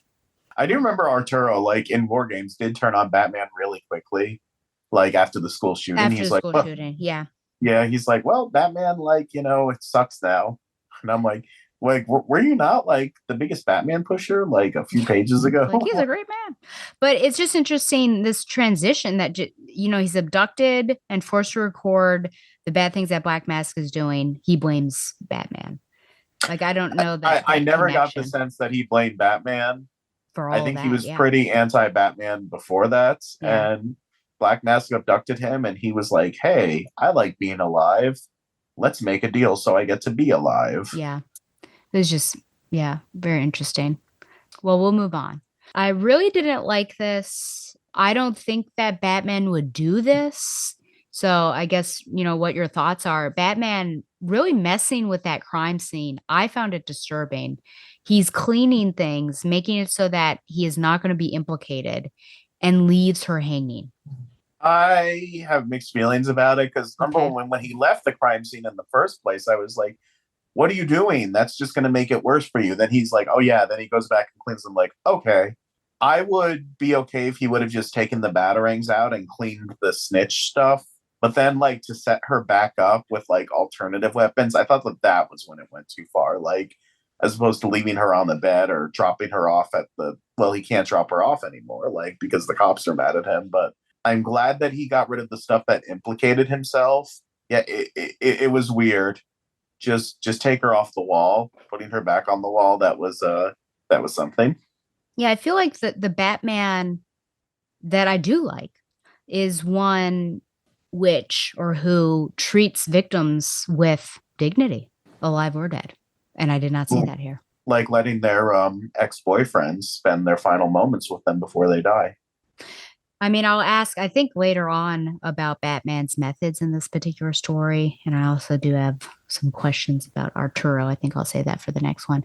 I think those were the three things that I had on this particular issue. Any thoughts from you? I remember reading this from the stands and it felt like, this had to have been planned during War Games because like some of the stuff is set up in War Games, like, Arturo and Black Mask working together because that's a reveal. It looks like he's just a hostage in the Clock Tower chapter, but then like having that kind of collusion, that's kind of set up there, as is what Leslie Tompkins does that we find out in part 4. But otherwise, like, this storyline feels like almost an apology for War Games. Like, hey, let's deal with the things that we messed up and like address some of those. And it feels less bloated than War Games 2 because it's like only 4 parts. So I liked it at the time. I was hoping it would reveal that Stephanie was alive, but it didn't. I had to wait a few more, years for that. And too bad Orpheus doesn't get a similar treatment. Nope. Like Orpheus, Morpheus. Okay. So disposable that I accidentally called him Onyx. I know, seriously. Yeah, like that's how much he was on everyone's mind. Poor guy. Okay, well, we'll move on to part 2, minor discrepancies. This was in Batman 643, same cover date. Writer Bill Willingham, penciler Giuseppe Caramuncoli, inker Sandra Hope, and colorist Jason Wright. Aaron Black was apparently attacked by Batman when Joker appeared and challenged Batman. They start fighting and beating each other until the real Batman appears and tries to stop them both from killing each other. Batman attacks the Joker first, the real Batman, I guess, to eliminate the most dangerous person on the scene, but the imposter Batman seizes the chance to run away. Batman knocks the Joker unconscious. He hesitates for a moment and then decides what to do. He tells Aaron Black to get somewhere safe before the Joker recovers, and then Batman starts chasing down the imposter. Meanwhile, Arturo Rodriguez is having a conversation with Crystal Brown about her future appearances on his show, where she's going to tell the audience the story of her daughter, Stephanie, and how she was killed during the gang war, and he really wants some waterworks from her. The imposter Batman climbs to a rooftop and takes off the disguise, revealing himself to be Black Mask. He calls some of his men to pick him up at the place where he is, but he wasn't able to tell them where that place is because he lost track of the location during the chase in which he believes to have lost Batman. What a sentence. However, Batman jumps at him from behind at the same moment, and they start fighting. Black Mask tries to stand his ground against the Dark Knight, but Batman is able to overpower the crime lord with ease. Before delivering the final blow, Batman tells Black Mask to remove the costume, but the criminal takes out a gas grenade and uses it against Batman, who tries to put on his gas mask. But in the meantime, Black Mask again manages to escape for good. Bruce goes back to the Batcave and tries to solve the mystery of the disappearance of Leslie Tompkins and Stephanie Brown's medical records from the clinic, along with the death of Leslie's assistant. Alfred suggests that maybe he can find useful information using his unique detective skills that he's just rediscovered. And after a quick lunch break provided by the butler, Bruce finds that the medical records about the medications administered the night of Stephanie's death were altered. I would almost call that inventory rather than medical records, but we'll go with it. Were altered, and he I don't think Bill Willingham works at hospitals. And he deduces that someone let Stephanie die deliberately. Bruce's anger gets out of control, and he starts training with his punching bag until it breaks. Later, the manager of WBGK is waiting for Arturo Rodriguez to show up, and when the man finally does, he demands an explanation for the lack of important interviews on the show. Rodriguez explains that Aaron Black has disappeared from his radar and that he just has Crystal Brown as replacement. However, the manager shows Rodriguez that Aaron Black has not disappeared, as he is giving an interview to Winona Chen over at Channel 7. Black, who has taken over the alias of the Reformer, tells that he was attacked by 2 Batmen and that he believes that there might be many more of them prowling the city. He also states that he was offered protection from Rodriguez's station, but despite that, he was almost killed by Joker and the Batman. Lastly, Black questions the various people that benefited from the gang war, such as Black Mask, Commissioner Akins, and Rodriguez himself. As a result of this, the media tries to get a statement from Commissioner Akins, who refuses to talk to any of the journalists. That night, Batman goes to Carlo's nightclub, a den for various sorts of criminals, and enters through the main door. As he does that, many miniature robots enter the place and locate themselves on various key points of interest and start recording the audio inside the place. Batman tells the thugs that he's looking for Black Mask, Joker, Leslie Tompkins, and Aaron Black, and soon he starts beating all the thugs. However, a few minutes later, Batman leaves the place, allowing the thugs to think that they were victorious over him. Batman goes away on the Batmobile and calls Alfred to start recording the conversations of the thugs at the nightclub, as the plan was to make them talk about all they know of the situation. Okay.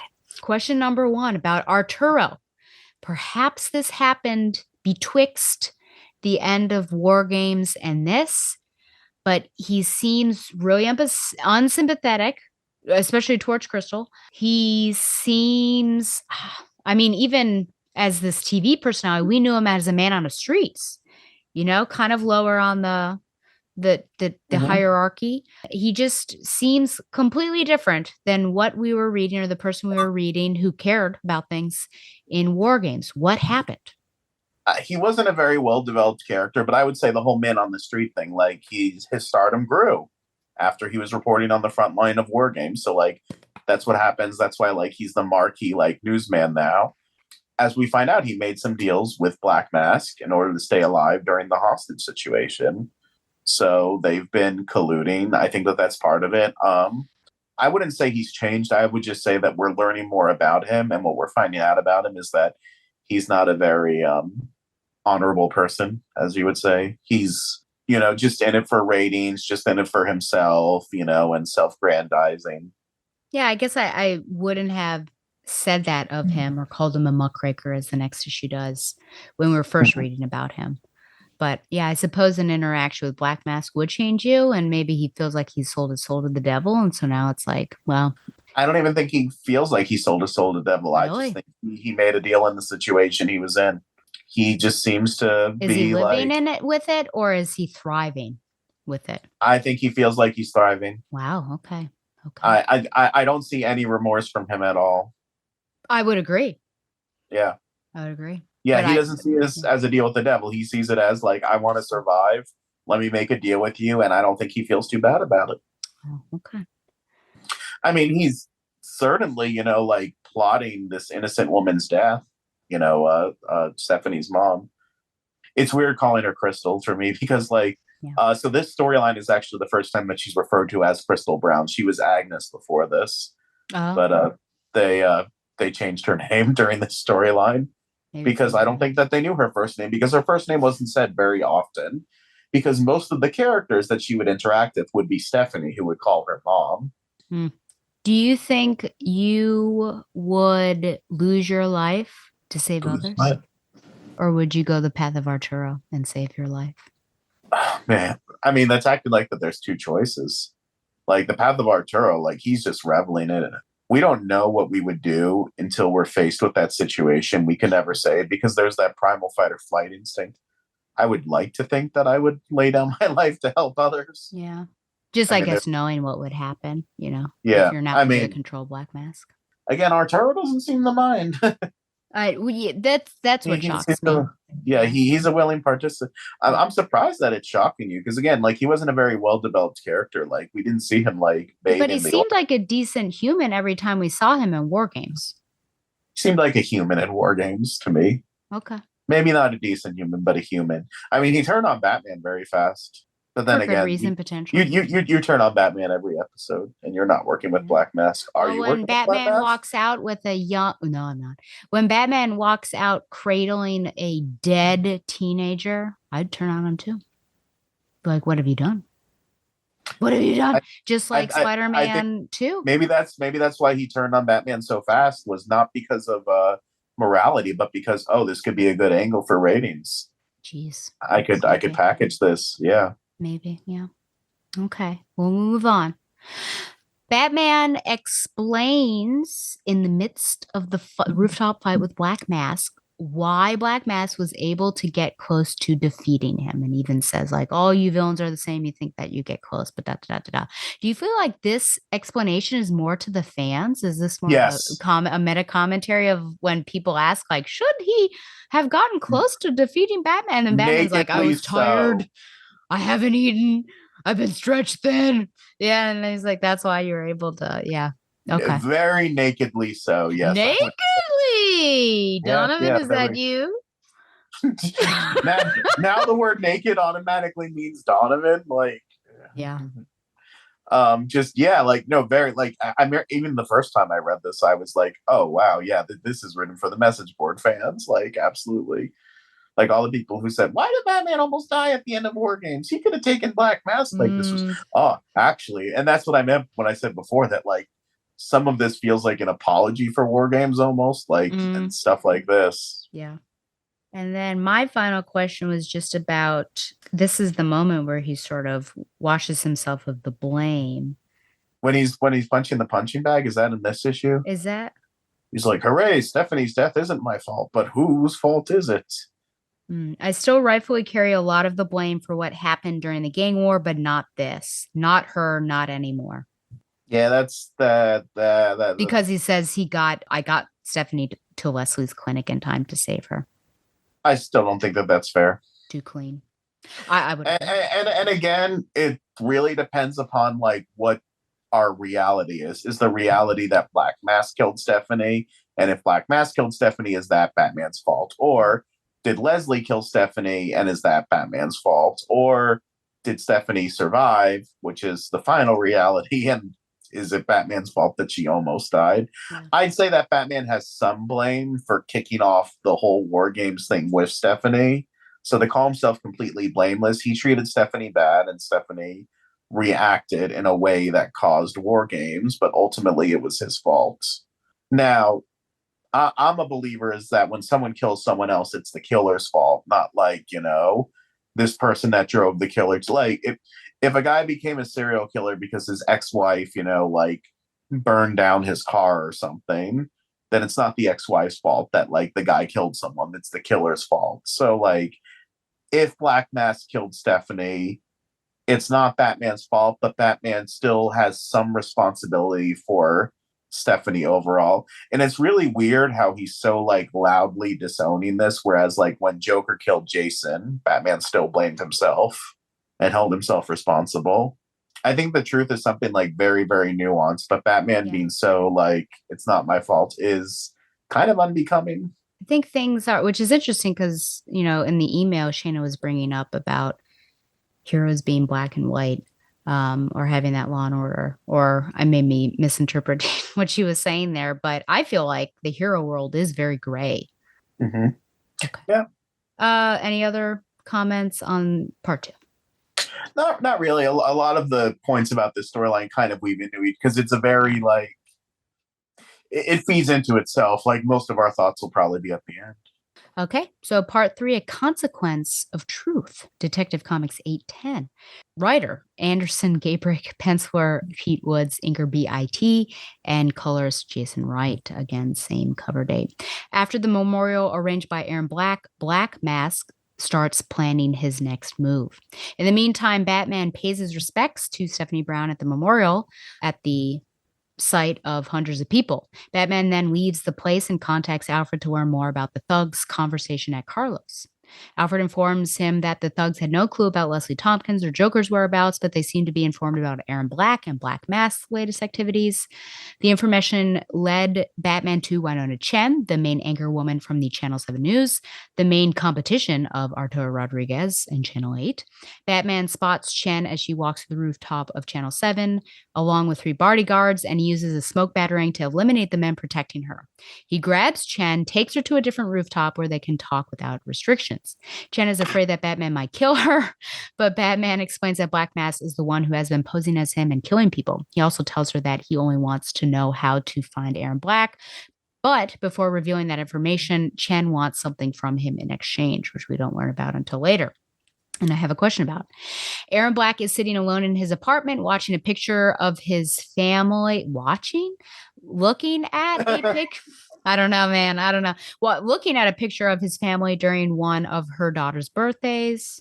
Looking at a picture of his family during one of his daughter's birthdays, and he sheds a tear of sorrow. Batman arrives and finally uncovers Aaron Black as Arthur Brown, aka the Clue Master, who was returned to Gotham after his deadly accident on a mission of the Suicide Squad. Brown reveals that he barely made it out alive from the accident and that while recovering, all he could think of was his daughter, Stephanie. As soon as he recovered, he returned to Gotham to see her, and he found out that she was killed during the gang war. Batman wants Brown's help finding Stephanie's missing medical records, but Brown reveals that his ex-wife, Crystal, is going to make a big reveal soon. Just then, Arturo Rodriguez starts broadcasting his show Taking Sides with Arturo, in which he has Crystal Brown for a special interview. However, Arturo tries to force unwanted answers about Stephanie's death from Crystal, and shortly after, Batman appears on set and attacks Arturo and Crystal. He starts telling them that Stephanie was worthless and that her death was well-deserved. Both of them try to attack Batman, but he overpowers them both until someone grabs Arturo from behind and tosses him away from Batman. The person that tossed Arturo was, in fact, the real Batman, and he rips off the mask, I will say it's a very disturbing scene, from the fake Batman, revealing once again to be Black Mask. Batman tells Black Mask to give up the medical records he stole, but the crime lord instead burns the corner of the folder before being stopped by Batman. Black Mask then runs away from the building, and Batman tries to follow him without success. Upon returning to the set, Batman watches as Crystal Brown rips the medical records to pieces, and she explains that it doesn't matter how her daughter died, but the fact that she is dead is all that matters to her. Later, Batman keeps searching for Black Mask, unaware that he was taken by the Joker, who is holding the crime lord and pointing a gun at him. Black Mask hits the Joker, takes the weapon from him, and tries to turn the situation around, but the gun he took was, of course, a toy gun that shoots a bang flag, and he fails on his attempt. Joker pulls out a real gun and shoots Black Mask in the leg. As Black Mask crawls on the ground, Joker explains that he has been chasing Black Mask all along since he took the job he likes more than anything else in the world. He took this job from Joker, and that is killing Robins. I only killed the one. I know. Well, he wanted to make it a pastime of his. Okay.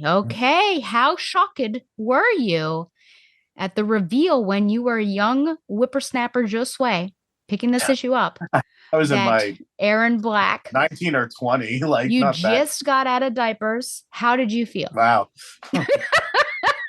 I stay pretty not that shocked. It kind of made sense, like, with the appearance and everything, and obviously I've never actually read his death in Suicide Squad, but I had heard about it, so I was like, oh yeah, it makes sense that he'd come back.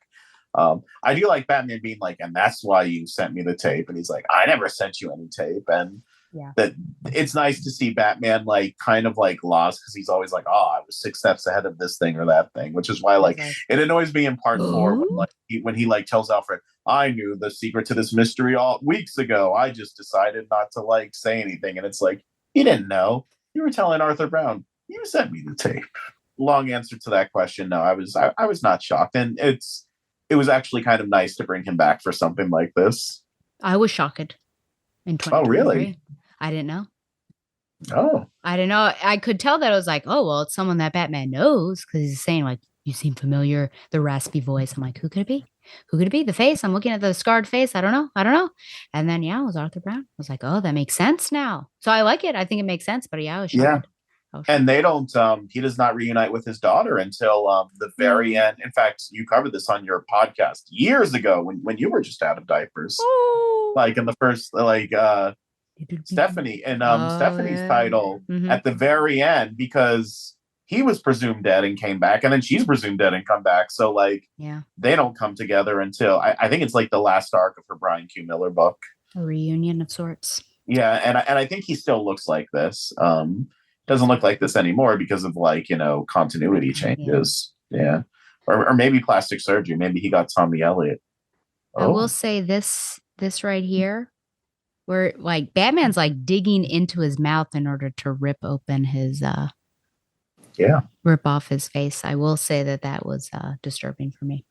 Are you surprised that Crystal Agnes Brown destroyed destroyed the files? I didn't even tell you her maiden name. You would have added that in there because when we first meet her, she's Agnes Dallinger. So Crystal Agnes Brown Dallinger. I think Dallinger would go first. But are you surprised she destroys the files? No, because I get her mental state of mind where it's like knowing the answer is not going to give you any comfort one way or another. Also, I'm wondering if she already knows those files have been out there and they've been passed around. And even Arthur saying oh, my ex-wife is about to make this announcement on TV. Does that mean that they've been colluding too? Or does he just know that because he's been talking to Arturo? You know what I mean? And if he knows that because he's been talking to Arturo, does that mean that he knows about Black Mask is about to kill his wife? Which there's kind of a lot with the whole Black Mask, Arturo, Crystal Brown, Joker plan where I need to read this again to understand it more. I feel like Arturo is playing both sides, but Arthur's only playing his own and going. Yeah, I don't think Arthur is connected to Black Mask at all. But he knew about that what his wife was going to say on TV. Maybe he wasn't colluding with his wife, but and maybe Arturo didn't tell him that he was going to kill Crystal. I don't think Crystal Agnes Dallinger Brown. I don't think Arturo would have revealed that. And I don't think Arthur would have been down for that plan either. I don't know that he actually knew what she was going to say because she came in thinking that she was going to talk about one thing, and then Arturo started bombarding her with questions, and then the last question before it all happened is who is Batman? Yeah, because it's set up that she was going to reveal Batman's identity, but then Batman killed her. That's the frame up. Yeah, I mean, there's some confusion. So I guess she's not. Yeah. So when I say is she colluding with them, I guess she wouldn't be because then she'd be colluding her own death, which I don't think she's a part of. I think she's... But I totally get her destroying the files. Yeah. I think she's completely separate, an ignorant third party of what's going on. Ignorant of what's going on. Yes. I mean, I was shocked that she did it because kind of answering the question of how and why. But, the point stands. Yeah, she's dead. That's the only thing that really matters. It's not like the information is going to bring her back. Though I think in Batman's mind, it's about justice again, right? He wants the person to pay for what happened to her. I mean, and there's been some real life parallels because, as I mentioned, when we started doing war games, some people who I know, they lost a family member in real life. And there has been speculation over how it happened, with some family members clinging to one theory, thinking that if we find out this answer, if we find out it was this might make it feel better. And other family members are ultimately accepting of no, it doesn't matter how it happened. Nothing's going to bring her back. So I kind of get that. How but not why? They're focused on the methods? the people who I know in real life. Yeah. I'm There's surprised they're debate- not focused on the why. That's why I'm asking. Well, I think the why and the how go hand in hand. Okay. And I'm being purposely vague because I don't know, because it's a heavy topic and I don't want to. Understand. Yeah. I don't want to like blindside the listeners with like, man, we came to Batgirl the Oracle for fun, but is this show ever fun? It's been 20 years. We used to read Arthur fanfics and yes, and the fly butcher sandwich. And there was that anniversary show where you and I thought about this earlier. When I'm like, do you and I have a song? And then I thought, oh yeah, there's that anniversary show where we did the Frozen song with Hans and Oh yeah, your brother just went back. Love is an open door. No, we do it. Love is an open door. Oh, okay. There's that one intro where, my brother just went back to bed. Yeah. That was before my brother had his 4 kids, because he's got 4 kids now. There you go. Since we did that, my brother just went back to. We've been doing the show for a long time. It's a long time. Yeah. I wonder if anyone was born in 2009 and then like they've grown up with this show. Let's see, 2009. They would be 14 years old. Close to it, yeah. Well, you were the very end of 2009, but let's round up and say 14. Yeah. Yeah, it's possible someone's been listening since they were 10 and like in utero. Yeah, I mean, I don't know. Would a toddler enjoy this show? Who knows? Toddlers, if you're listening to BTO, write in. Yeah, absolutely. Write in, because you know how to read and write, obviously. Yeah. Where were you the first time you heard BTO? Yeah. Yeah. I was on the changing table. Yes. So these are questions that I don't understand. I'm not getting it. What is Black Mask's motivation in framing Batman for the death of Stephanie? To make Batman's life miserable because he's a bad guy. Okay. That's it. And you know, and I think as like kind of like a screw you to Batman, you know. I'm surprised. And then also if Batman's out of the way, then like he could do more crime stuff. I am surprised why Hush is not engaging more then, because this is Hush's thing. And so I feel like he would put a stop to it. But because this isn't a Hush storyline, I guess. I mean, and also I'm trying to remember when the last time we saw Hush was at this point, because we've been doing Hush stuff over in the Gotham Knights book. I'd have to go back and look at it, but Hush was kind of in a war with Joker around this time, so things were not going great for him. And then, does Black Mask know that Wesley killed Stephanie? Do you think? If he's had access to the files, then yes, he would have to know. Okay. Which is kind of weird. That like he has this information. I don't know why he's not lording it over Batman or something. Like again, like this felt a lot clearer when I read it when I was 19 or 20, however old I was when I read this, than when I'm reading this now. Like I'm a little more confused about the plan and the why. Maybe it's because I was reading it like week to week at the time. So like I had moments to like look through the clues and like let it sit with me more. Whereas like this one, I just read in an afternoon in one sitting and I'm like, yeah, why did Black Mask like choose to do this now? Why did he go for the medical records now, etc.? Like, I guess there's a lot of questions, and then when you realize that Stephanie's alive, actually, which wasn't planned when this was written, that raises more questions about certain things. Yeah, emotional blackmail doesn't seem to be Black Mask's shtick, but it seems like that's what he's doing here to a certain extent. I mean, if Batman. It's a way to with Batman emotionally. Oh, I said an F word. Sorry. Oh, well, luckily I get to bleep that on the audio, but it's there now for posterity. Posterity? Ooh. Yeah. Will I get one of those NBC lip flaps? But yeah, he wants to mess with Batman emotionally. And then also, if Batman gets caught and like, you know, arrested for this, then he gets to do more crime stuff without being stopped. Yeah. Sonics isn't going to do anything. She's too busy being forgotten. Jeez. Those are my thoughts. Every time Batman says, I'm all alone, you ever think Onyx is just like, well, screw you too. Like, I'm here. It's like, all my allies are gone. All my allies have left Gotham. Every single one of them. All of them. everyone. And then meanwhile, Onyx is like, I'm literally trying to keep the peace together in this neighborhood. I'm sure there's some racism has to do with that. Did we see Onyx anymore after this? Probably, but like, Okay. I'd have to look. And yeah, I guess I could always go on DZ Wikia and see her appearances and see where else she pops up. Well, any other thoughts on part 3? No Celtinos. So then we have the finale, Judgment at Gotham. This is part 4, Batman 644. Writer Bill Well, then we have 6 more epilogues and another trade to go. I almost reached through my camera to strangle you. Yeah. Okay. Writer Bill Willingham, penciler Giuseppe Camuncoli, inker Sandra Hope, and colorist Jason Wright.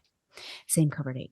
Black Mask is attacked by Joker, and the clown explains that the reason for his hatred towards Sionis is the fact that he was held responsible for the death of Stephanie Brown, the only female Robin, taking the chance of killing her away from Joker, because that's his favorite pastime. Joker prepares to deliver the final blow and points his gun at Black Mask, who in return kicks the weapon out of Joker's hands, and the struggle continues. At that moment, Batman arrives at the alley where they are fighting and stops the fight. Joker and Black Mask try to escape, but Batman manages to get a hold of them and restrains them long enough for the GCPD to arrive on the scene. Batman drags Black Mask close to the police, but Joker pulls out a couple of guns from his jacket and points them at Batman and Black Mask. His guns seem to be only toy guns with darts as ammunition, but Joker shoots them and the darts stick to Batman's chest and Black Mask's forehead. As soon as they are in contact with the target, the darts start burning Black Mask's head and Batman's suit. Acid. Joker explains that he coated the darts with acid and glue, so they can't be removed. Batman removes the upper part of the Batsuit. I do have a question about this. And then he takes out a basic solution, meaning it's, acid and base, that sort of thing, from his utility belt and neutralizes the acid that is hurting Black Mask's face. Joker is enraged at Batman, but the Dark Knight's wrath is far worse than Joker's, and he knocks the criminal out with a single punch. Batman drags both criminals to the police and gets on his way. However, some of the officers try to arrest Batman, but he convinces them to leave him alone for their own good. A few days later, Winona Chen and her partner give the news about the outcome of the trials concerning Joker and Black Mask. Joker's lawyers will most likely use the insanity plea to send Joker back to Arkham, while Black Mask is going to be convicted for the murders of Stephanie Brown and Vera Cesares. But he manages to escape from police custody moments before the trial by killing 2 guards, 3 civilians, and the judge. The Odessa mob leader, Alexander Kosov, is convicted for conspiracy to commit murder in the events of the Alamo High, and the famous reporter Arturo Rodriguez is also indicted for conspiracy to commit murder.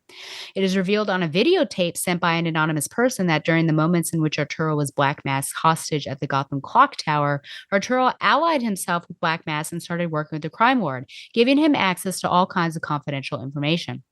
Rodriguez was fired from his network and soon was arrested by the police as he played an important part in the attempted murder of Crystal Brown on his own show.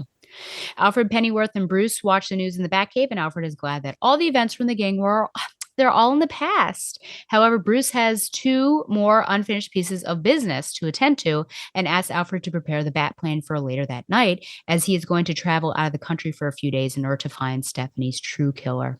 Batman's first stop is in Gotham City in Winona Chen's apartment. Winona is utterly scared when she enters her apartment and finds Batman standing in the darkness, as anyone would.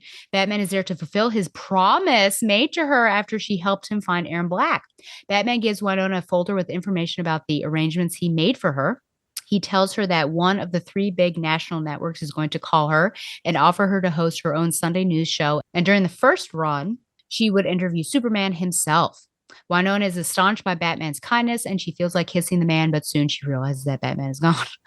Batman then takes the Bat plane and goes all the way to Africa, where he locates a mission camp. He tracks down Leslie Tompkins, who has returned to Africa to work as a volunteer for relief efforts. Batman watches as Leslie works harder than any other person in the camp, and when she is finally alone in one of the tents, he approaches her. Leslie, and she's not practicing medicine, by the way. She's kind of doing grunt work. Leslie is grateful that he has found her at last, and Bruce demands an explanation as to why she let Stephanie die. Leslie explains that she was desperate and wanted to finish the Caped Crusader's dream once and for all, and she decided to do so by letting Stephanie Brown die. She's regretful of what she did, and she burned her medical license and gave her fortune away. I don't know how she got it. You can tell me that. The only thing that she wants now is to end her torment, and she asks Bruce to kill her for good. Bruce refuses, as his code of honor would never allow him to kill another person, unlike Leslie. Bang, bang, shots fired.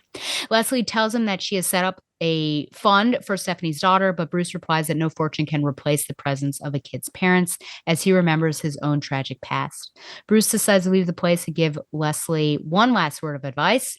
She must never try to contact him again. We'll see how long that lasts. She won't return to America, and she won't practice medicine ever again. If she breaks one of those rules, Bruce will hunt her down, as she is now just another criminal on his large database of names.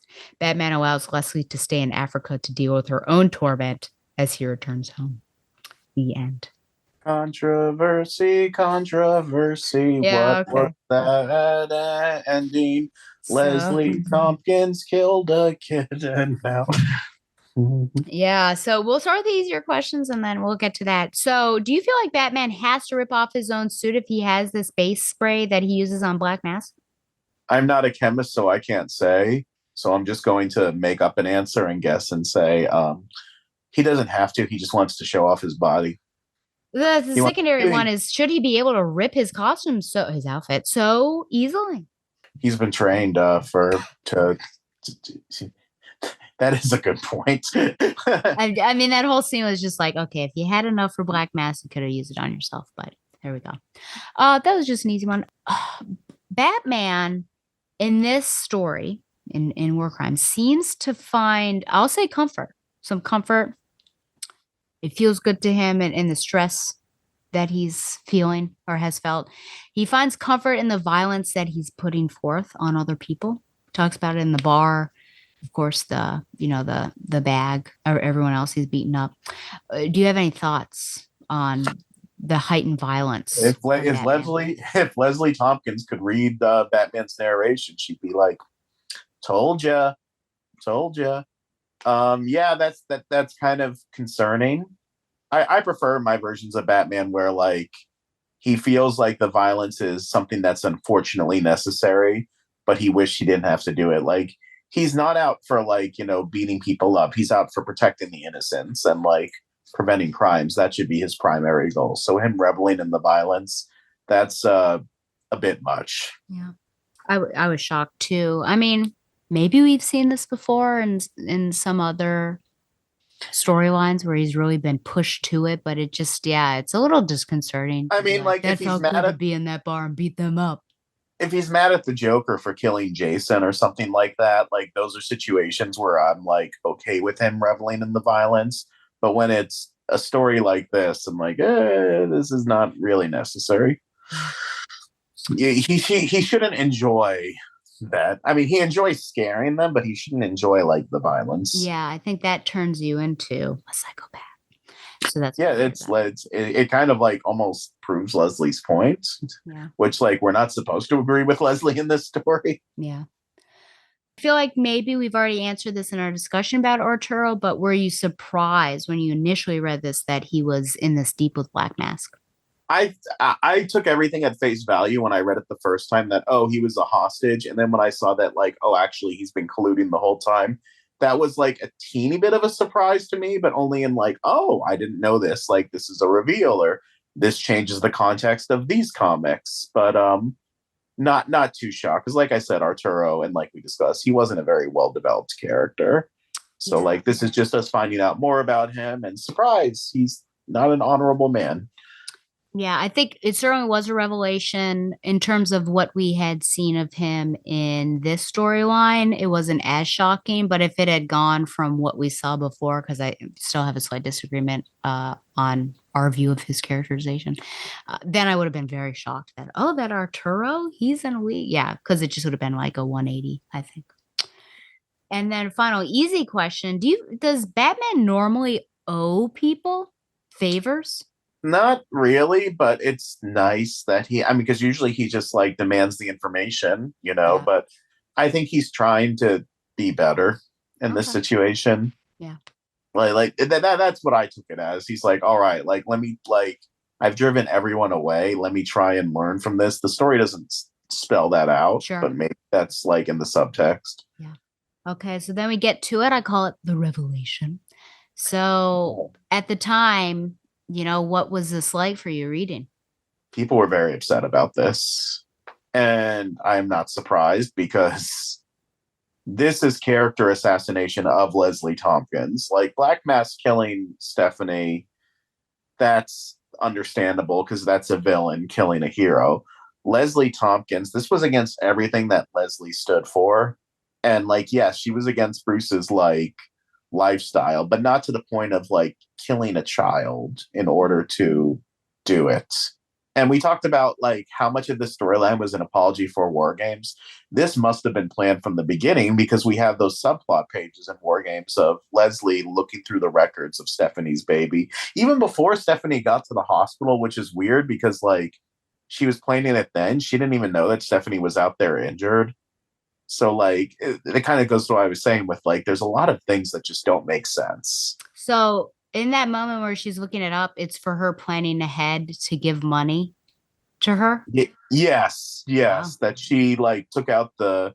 I remembered it wrong when we talked about it then because I remember that she took out a life insurance policy on Stephanie, and that when Stephanie died, she cashed that money in for the baby. But I guess it was just her giving away her fortune. Interesting. But yeah, she was planning Stephanie's death then. That's like a Batman situation of how like far in advance she was. Well, she didn't even know that Stephanie was captured by Black Mask and was going to be dropped off at the hospital unless like she had psychic powers or something like. But yeah, this is character assassination of Leslie Tompkins. This was something that should not have happened, and it's been retconned, and rightfully so. Do you think, is there any world that it seems like something Leslie would do? Because she's blown up at him, and other. I feel like No Man's Land, like she was the one that was like, "You shouldn't beat up Killer Croc because I don't believe in any violence." That's not a person that's going to kill a teenage girl. And that was one thing that I liked about Leslie Tompkins versus Alfred is that, like, she was kind of like the other side of Alfred. Like, if Alfred was like Bruce's surrogate father, Leslie was a surrogate mother. But unlike Alfred, she disagreed with the Batman lifestyle, like, and would try and like talk him out of it. Like, she was more anti-Batman than Alfred was. But again, never to the point of killing a child. And then there's the whole Hippocratic oath of it all, Yep. And then Batman letting her like go at the end. That's really weird too. And you can chalk it up to like he still looks at her as that mother figure and he can't bring himself to like take her in because of that. Or if the eventual retcon, because here's the stupid thing. When Stephanie does turn up alive, Batman says, "I always suspected it on some level." So like if Batman suspects that Stephanie's still alive and that's why he didn't turn Leslie in, then why is he so mad at Leslie in this? It's really weird.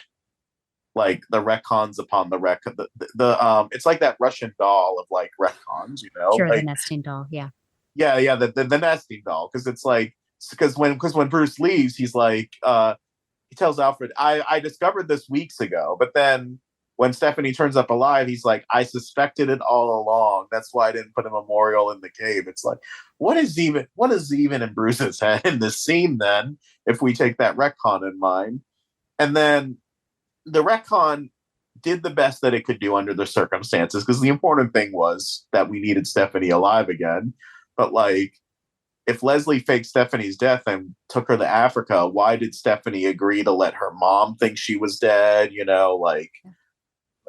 Why? Well, I feel like we've seen that in television and films where like for it to work, no one can know. But like the stakes aren't that high. Stephanie didn't need to. I mean, maybe Stephanie was just so ashamed of everything that happened in War Games that she was willing to like let her mom believe she was dead. But then also like, why did they both go to Africa together? And also like, they didn't go to Africa right away. Like they said like, oh, Leslie's been gone for like quit like a few days or weeks ago or whatever it was. And we're like well past War Games at this point. It's like we've had months of this new status quo. Yeah. Like if you look at the issue numbers. So like was Stephanie just hiding in like Leslie's like bathroom during that time? And then they went to Africa together. Because we find out like there's like a flashback story when Stephanie comes back. Stephanie's in the camp working with Leslie during this period. So like Batman doesn't notice the blonde girl, or something. It's super focused. She might have been hiding at that moment. And why did she, what was Leslie's plan if Stephanie was alive when she sent the tape and everything for all this absolution? It's the more you pick apart at this, it doesn't make sense. But as it was written at the time, let's forget about the retcon.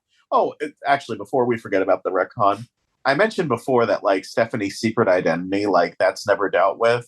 Batman says here that he's alerted the authorities. Leslie's now a wanted criminal. When Stephanie comes back, Leslie comes back with her, and Leslie does not go to jail. She's not wanted for the murder anymore. That's another thing that's forgotten about. It's there needs to be an epilogue that deals with this all. Well, there's no evidence that she's the murderer. The files, they've been destroyed. Batman found no, because Batman says the files were destroyed, but not the digital records of it on the computer. Okay. So all of this, let's get the files. It's that's anticlimactic because Batman says actually they were on the computer all along. Yeah. And I've known it was Leslie all along, but also I knew that it wasn't Leslie all along. But if we forget about the retcon and judge this story as it was originally intended to be, as it was written at the time, as it was published at the time, this is character assassination of Leslie Tompkins that was not necessary. Even though the retcon was messy, I'm glad that they retconned it. Yeah. I mean, it's very shocking, obviously. Yeah. So if we go for shock power, I think they succeeded. I think her reasoning, I understand what she's trying to do, but I think it's just messed up from stress. So it did not work out. It was not the best. I know she wants to stop it, but that was just not the way to do it. Yeah, it's very interesting. And then again, just makes, I love the way that you articulated that. You're she was stressed. That was not the way to stop it. It's killing a teenage girl. No, you're oh, she was stressed. That wasn't the way this, it's just such a casual way to talk about her stress. Oh yeah. It was just one thing on top of another. She's is this ever going to end? I've got to stop it. I think I'll do this. So she should have maybe brainstormed other options. She should have done something that wasn't murdering a child. Yes. Yeah. But it does make it work. If it were a spur of the moment thing, I think this was super premeditated. I know if I keep medical care from her, I think that would have been one thing. But yeah, the fact that we have evidence of her actually planning it makes it seem worse, I would say. Yeah. So, because this is murder. Yeah. I thought our conversation with Batman was well written. It was just really out of character. Yeah. No, it was that was a good that was a good scene, but also a bad scene because it was character assassination for Leslie. Yeah. But if I never knew anything about Leslie Tompkins, I'd be wow, this was a well written scene. Yeah, I guess it'd be it's tantamount to Jim Gordon murdering or something like that. What's happened? Jim Gordon has done murders, but this sort of murder. Yeah. Yeah, generally, someone that you feel is morally, I don't know, superior to many, many characters. Yeah, just interesting. Any other thoughts on the finale? What do you think about Batman saying, you're a criminal, blah, blah, blah, the cops are searching for you, but him, leaving her there? I think that's because of their relationship. Do you think that's fair? Fair to justice? Fair in general. I mean, if I was thug number 7 and Batman hauled me for stealing jewelry, but he lets a child murderer live in Africa, then I'd be ticked. But that's the same thing with Catwoman. It's not fair and equal. I think that and also Batman, a fair characterization of Batman too. Do you think that Batman would let her go? I think so. I think that this is one time that he lets his emotions take a bit of lead. And I think that there's just this battle that he has going on, knowing that someone he has loved and cherished and was a mother figure has done this. And so I think his gift is that you're basically exiled. But yeah, I'll only turn you in if you break one of these things. So because I think he's right that probably the worst torment is just her being on her own. Though it's interesting that he doesn't consider that she would kill herself. Because I mean, she's ready to die at his hands. So I'm I just think- shocked I think- that given space that she wouldn't commit suicide. I think if she was going to, she would have done it at that point because of how guilty she felt. Yeah. But then it becomes, what was she arguing with that person about when she quit? Was she arguing about this? Vera. And is Leslie then responsible for Vera's death, like through happens? Well, but then that goes to what I was saying before. The only one responsible for Vera's death is Black Mask, because like he killed her. Yeah. So you think But Vera knew? how did Black Mask know to go for Vera and the files? Because he would have had to. Man, this storyline. The closer you look at it, the more it's like. Because he would have had. Did Black Mask randomly say one day, I should look into those Stephanie Brown files, and then he killed Vera for them? I think he probably wanted to kill. He was going to get it from Leslie, but she was gone. So the next best thing was Vera. But then, like, Leslie happened to mail the videotape at the same time as Arturo Rodriguez was planning his thing. God, there's a lot of coincidences in here because Leslie's plan to like lure Bruce over there happened at the same time as Black Mask and Arturo Rodriguez's plan about Stephanie's death was happening, completely independent of each other. Yeah. Ugh. I wish you watched a news story, but man, this story was a lot better when I remember. Yeah, but then she had to. But I don't know how they're in a relief camp. I don't know that they're necessarily getting news. Yeah, I mean, they have to be getting some news. Maybe. Wonder if Stephanie saw the news program and was like, "Oh, okay." I think I've picked it apart well enough. Thoughts overall on War Crimes? Did we need it? On some level, yeah, because the end of War Games was really messy, and this cleaned up some of the stuff. But I think War Games, this was its own mess, and it could have been handled better. Could we have just let Stephanie die of natural causes? Sorry, they're not technically natural causes, but just have her die because of Black Mask. Yeah.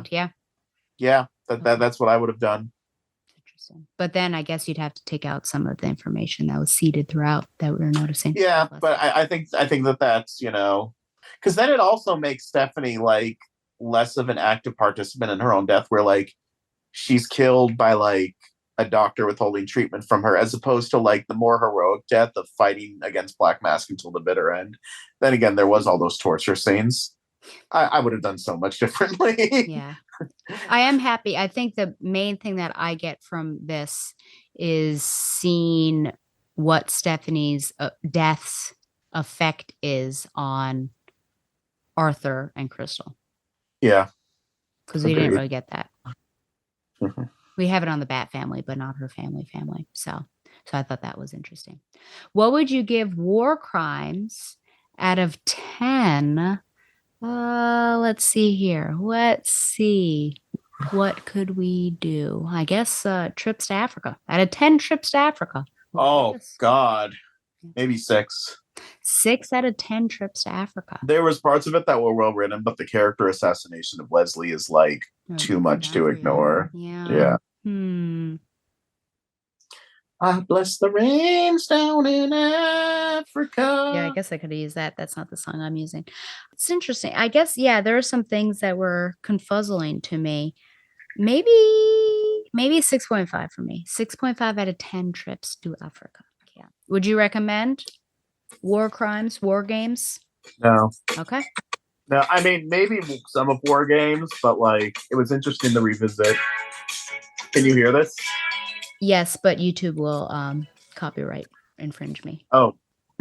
So luckily it was say no more. Yeah, luckily it was just 5 seconds, so I think it'll pass. Okay. But if it kept going, I think it would be flagged, unfortunately. But between my F bombs and other F-bomb and the faux pas, I'm gonna have to do all this cutting that I don't normally do. So I'm lying to people by saying that uncut version because it's gonna be cut. The F-bomb. You could say mostly uncut. Mostly uncut, yeah. Could you imagine if they produced a movie? It's mostly uncut. Okay, well, I would have follow-up questions. Who would have follow-up questions? I would have follow-up questions. Oh, about what you cut? Yeah, I was like, what do you mean mostly uncut? Like if this was so raunchy that you left everything uncut, what was so bad that you had to cut? Yeah, that you had to cut it. Yeah. Well, this is the final time you'll ever be on Batgirl Oracle. So after all my faux pas. I'm just kidding. Would you like to let the peoples know where they can find and support you? Certainly. So DC's official website, dc.com. I have features in the news section that are fun to do, fun to write. I've had a home there for the past few years, and that is it's been fun. And over on thepopverse.com, I have regular features over there. So yeah, I do a lot more writing now than I do podcasting. So those are the places you can find me on the internets. Okay. Yeah, and maybe you'll see Josh and I on the internets after we elope in Texas. Yeah. I, what if I just put on my Snapchat, like, because it's like a smaller audience than those of the kids I work with, like the picture of us saying, like, I've got the bouquet, or something like preparing for the wedding. They're like just like vague like that. So like, are you getting married? Like, and you didn't tell us? Like, remember when you gave me that felt ring box randomly? Yeah. You saw my classroom. Yeah, man, our character designs were so different back then. They were different back then. Yeah, that was my 30th birthday. Oh, interesting. I'm turning 38 this year. Where has that time gone? I don't know. Okay, well, I'm kicking this guy off. When I come back, I'm going to cover just Birds of Prey because I haven't had time to read Nightwing. I feel like I'm like 5 issues behind.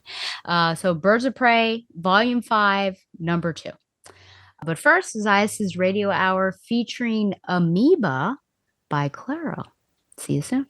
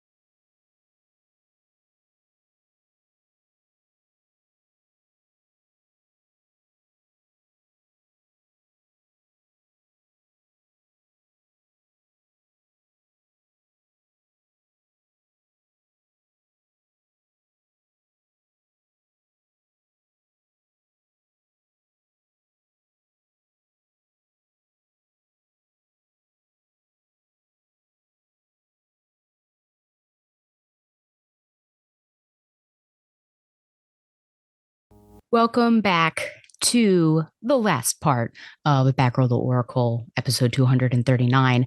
And apologies if you are watching this on YouTube, you're just going to be looking at the comic and then, I guess, my avatar as I finish up. But I'm just really burned out right now. We are T-minus 9 days until my thesis is due. That class also has a book club going on with a shared book, and we have to make a requisite number of video posts every week. And then the other class has constant discussions, and they've never broken down into small groups. So instead of reading 4 to 5 people's, I'm reading like 20 plus. So it's just been a lot of time on the computer. And like I said, yeah, just burned out. But here we are. We're going to focus on something that makes me happy, which is Birds of Prey, Volume 5. And this is going to be issue number 2, Megadeth Part 2.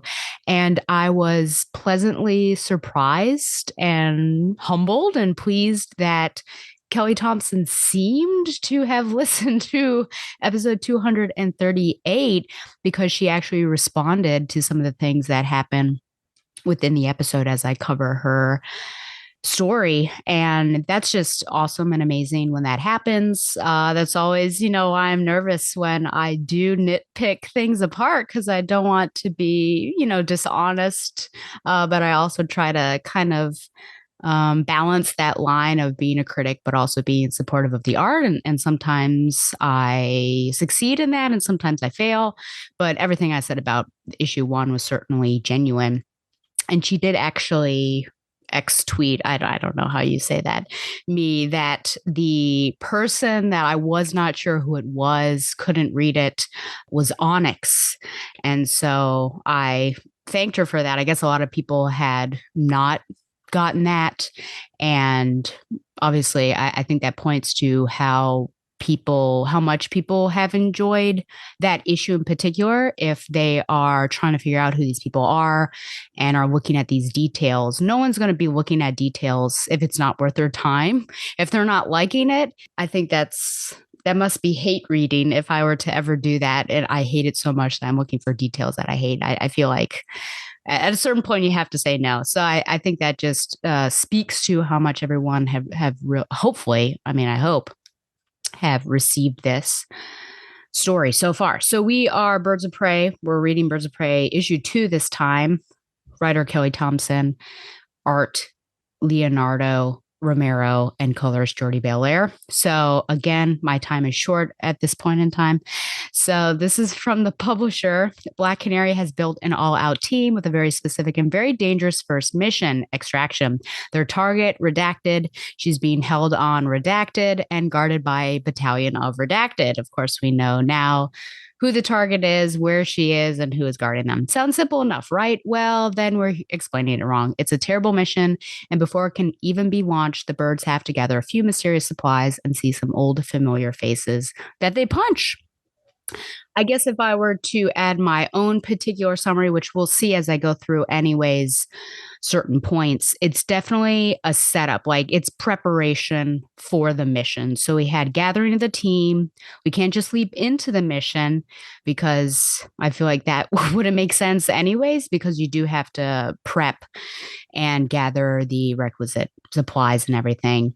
And also you get sort of a warm up of how this team is going to work together, because you saw the individual members fight for whatever reason, whichever or why ever they were fighting within that particular story.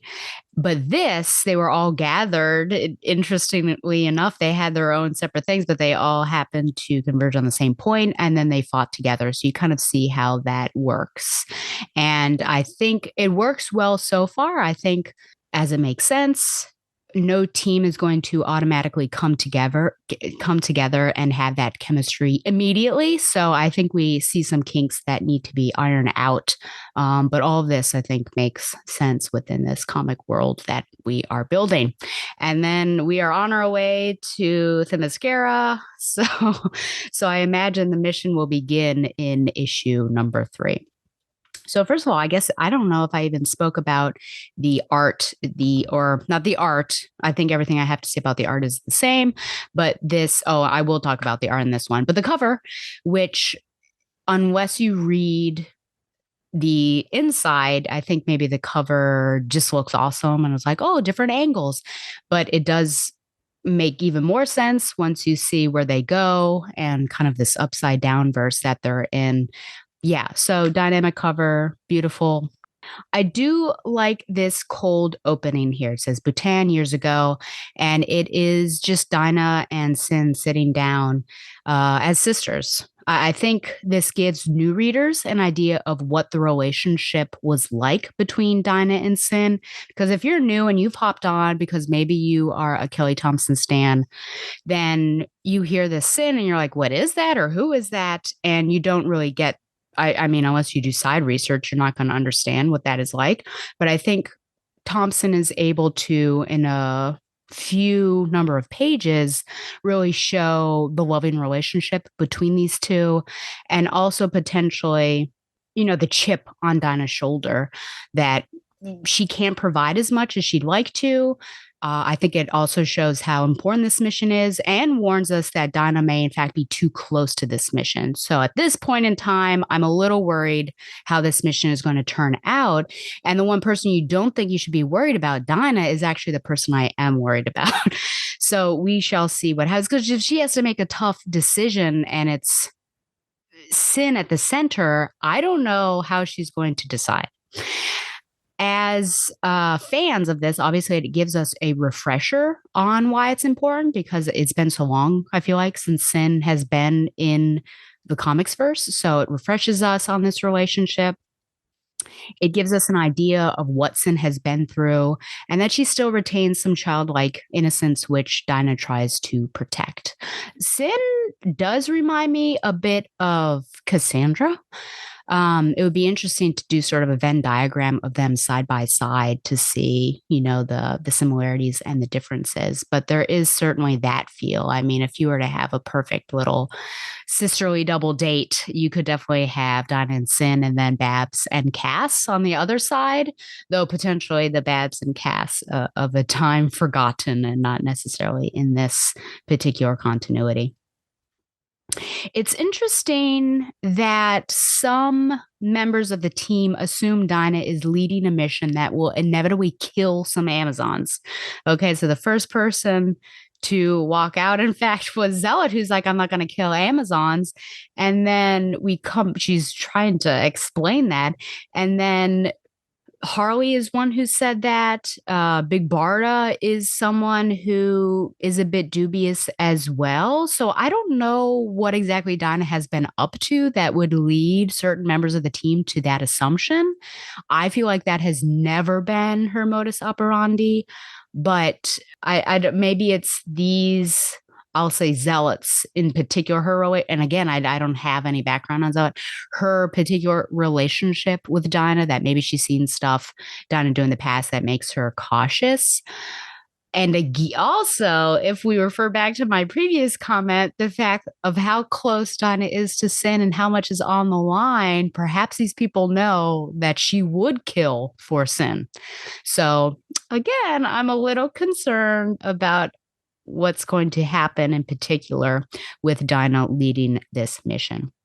Later on, actually, I don't know how, once we're talking about death, this is pretty later on, Cass would allow this little gesture here, Barda to bring two men to the brink of death.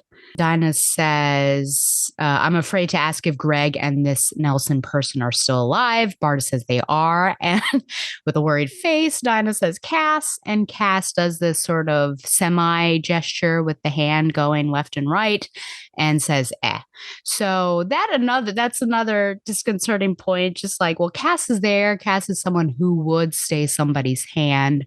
And yet, Barda really pushed it to a point that maybe she should not have. I think Thompson does a good job considering what fans might complain about or ask questions about and uses that as questions from team members or information from Dinah. Primarily the example of Wonder Woman. Wonder Woman's brought up as someone who could help. And Dinah actually says, like, yes, that's a possibility. But what's the other possibility that she says no and then we're screwed because our plan is out? And so I think it's brought up and it's resolved. And I think this is potentially something that fans would ask, well, why didn't they just ask Wonder Woman? And so I think Thompson's just able to stamp that down and be like, this is the reason why. And so that's very smart because we know that fans with a bone generally don't stop asking and really hold on to things. I like all the questions that Harley asks and that she has so many that she actually breaks the borders of the page. If you look at this and how it's just continuing to the right and breaks the natural border there. And then later, Dinah ignores her repeatedly while trying to figure out transport to the island. But with Harley, we can expect unconventional in the way that we do. And well, look at this. King Shark arriving to commune with his people. To the very end, there he is. And it's funny that Harley actually picks up on Big Barda's comment that she, quote unquote, needed a bigger boat. You needed a bigger boat, Quinn. And then Harley is just so excited because Quinn is close to Quint and the situation. But Barda, of course, Barda doesn't make jokes. Barda doesn't know pop culture. So yeah, there's no connection for this to Jaws that Big Barda would understand. Big Barda's I'm new here observations continue to be funny. For example, at the beginning, when Meridian disappears in a way almost like after the snap of Thanos, she says the one from the future was made of dirt, which is just interesting. Interesting and funny. We bring another character in that I was certainly not expecting in the way of John Constantine. It's unclear at the moment what Dinah needed from him and what the other characters went to retrieve. Still, when she has it in hand, we don't know what it is. So I feel like we won't find out until we're on the island. I also have questions as to why Dinah needs John to lead her through a seam here, because Big Barda, Cass, and Zealot seem fine making their way on their own through a seam that I don't know how they have necessarily found. There's Zealot finding one and also pushing Harley through one. The art hint, specifically these x-rays of the characters and then angular panels later on, because the panels are all, I don't know how you even just parallel. Well, the ones later on are parallel, but they're very structured, stiff, not in a negative way, but it's just like a general standard comic outline. And then as we get into this other section, which we notice, like we have transitioned to another place because we see this x-ray form of our characters. And now these panels are a little off kilter at a different degree, however you want to. The angles are getting a little more intense. It's just breaking it. I love that detail with the art to show that we're in a different place, and it's the rules maybe aren't as regulated or particular, and what you expect may not happen. What Zealot is doing, I think, is my biggest question, as well as what Harley is talking about when she says, quote unquote, the big girl, which seems to rile Zealot up. And then the statement of, quote, feeling new, but being around forever. So I'm not sure. I mean, I did some, again, I feel like this is the second, every issue, I'm going to be researching Zealot because I'm trying to figure out what's going on here. But I did look up, there was like a daughter-sister thing. I'm like, I don't think that's it. You know, I'm just looking at her history, trying to figure out what's going on. Is it going to be someone connected with Zealot's past, or is it going to be someone connected with Dinah and like an overlap? Is it someone we know, someone we don't know? I don't know. I'm just now along for the ride. I'll probably continue to look up Zealot, but we'll figure this out. This issue also gives us, like I said, our first team fight, as well as wildly different locations and contexts, which I think seems to match the zaniness of the team and give us an idea of what we can expect from this series. I mean, just the team itself, I don't think anyone could have seen this coming. So I think that the tone of the book, as well as the locales and the missions after this mission, should, and I believe, just because I do believe in Kelly Thompson's writing abilities, that it's going to continue to be stuff that we are not expecting. And I love that fact, just because, you know, I feel like we could call a lot of things that were happening in Barbara Gordon's life for the past few incarnations of the character. So to have something come out and I open it and I have honestly no idea what's going to happen, I really love that feeling. So it's very freeing to read this. And like I said, just looking at this, obviously everyone has their particular methods of fighting and they're working together. But I think we're also going to see that they're going to probably need to train and coordinate well, because this mission it's not going to be easy for sure. But yeah, we end on a funny note, which I'm glad, again, Dinah was not willing to trust Harley with such a big mission, i.e. giving them transport to the island, because that was the big thing. But Dinah was out. Dinah had prepared everything, but she's like, I still haven't figured out how to do that, how to get to the island. And Harley's like, I know how. So trusting Harley is like, well, you know what you're going to get. And so we've got King Shark, which I think is very interesting. And I'm sure everyone's like, man, we should have figured that this was going to happen. But yeah, just a funny little ending. And I'm interested to see which that ending, no bleeping way, coming from Nana. I'm interested to see what is going to happen on this island, because it's about to get serious. But again, Thompson has done really well with balancing the serious tones with the funny tones as well. Like nothing seems inappropriate. So I think it's obviously the first issue. I loved it so much. And I think this is more of like a planning preparation issue. So I'm not going to give it a 10.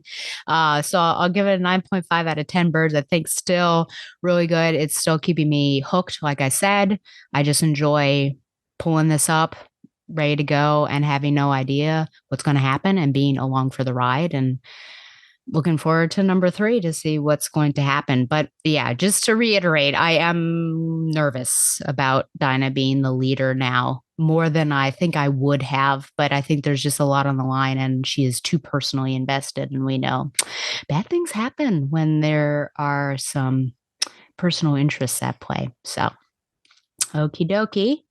And I think I just really have my literature recommendations. Okay, I think the last one I talked about was Family of Liars by E. Lockhart. So, what I read this month, In Order to Live, A North Korean Girl's Journey to Freedom by Yeonmi Park, which was really interesting just because I have a dearth of background in, I think, Korean wars and history and things like that. And I really don't know a lot about North Korea. And so hearing what that was like and trying to get out of North Korea to South Korea via China was really interesting and also devastating as well. But I do recommend that. One Last Stop by Casey McQuiston, which was a woman loves woman romance that sort of is time bending, and I thought it was okay. It's not like the best one I read, but it was certainly original, I think, in the way that, I don't want to spoil it, but I guess in the way that there are some time bending things.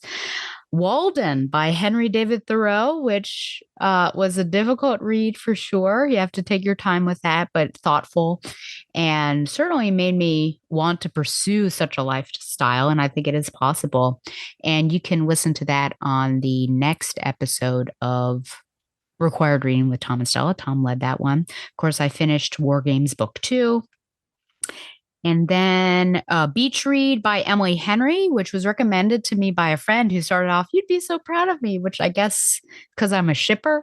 But she read this and she's like, it was so good. And so I read it and I thought, well, this really is good. So I do recommend that. And then I also read Emily Henry's People We Meet on Vacation, which was also good. But I think if I were to recommend one of the two that I've read, I would say go with Beach Read, just as something that is a nice romantic tale, as well as having some depth to it, which I do appreciate that in my romances. And then I feel like I have 5 different books that I'm currently reading, not only texts for school, but I've got other texts for fun. And then like I feel like I always have a romance going on, and then I have something else happening.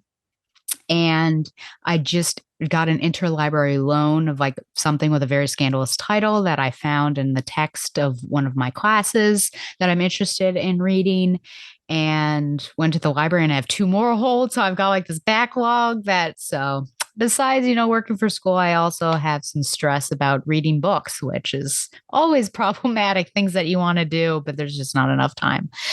Oh, that is it. Yeah, this was a 3-part episode, or it felt like it for sure. Thankfully, War Games is over. It's over. So I guess we can only think about it when it pops up in the books that we are reading. At this moment, since I haven't pulled up my Excel document at all, I don't know what I'm doing next. It could be a Birds of Prey, or it could be a Cass and Batgirl story. So I guess we will find out. But remember, you can send any questions or comments to batgirltheoracle@gmail.com. Like the show on Facebook or follow it on Twitter @batgirltheoracle. Subscribe to the show on YouTube for an uncut version. And follow the Batman Universe on Facebook and Twitter as well. And support the Batman Universe by subscribing to Patreon. Once again, thanks to Mile High Comics for sponsoring Batgirl the Oracle, the Barbara Gordon podcast. And until next time, fly on, Babs lovers. Just plain Barbara Gordon, masquerading for a lark as she rides into the night on her special Batgirl cycle. Who knows? Is the dynamic duo destined to become the triumphant trio? Only time will tell us more about this dazzling daredoll. I love a happy ending, don't you?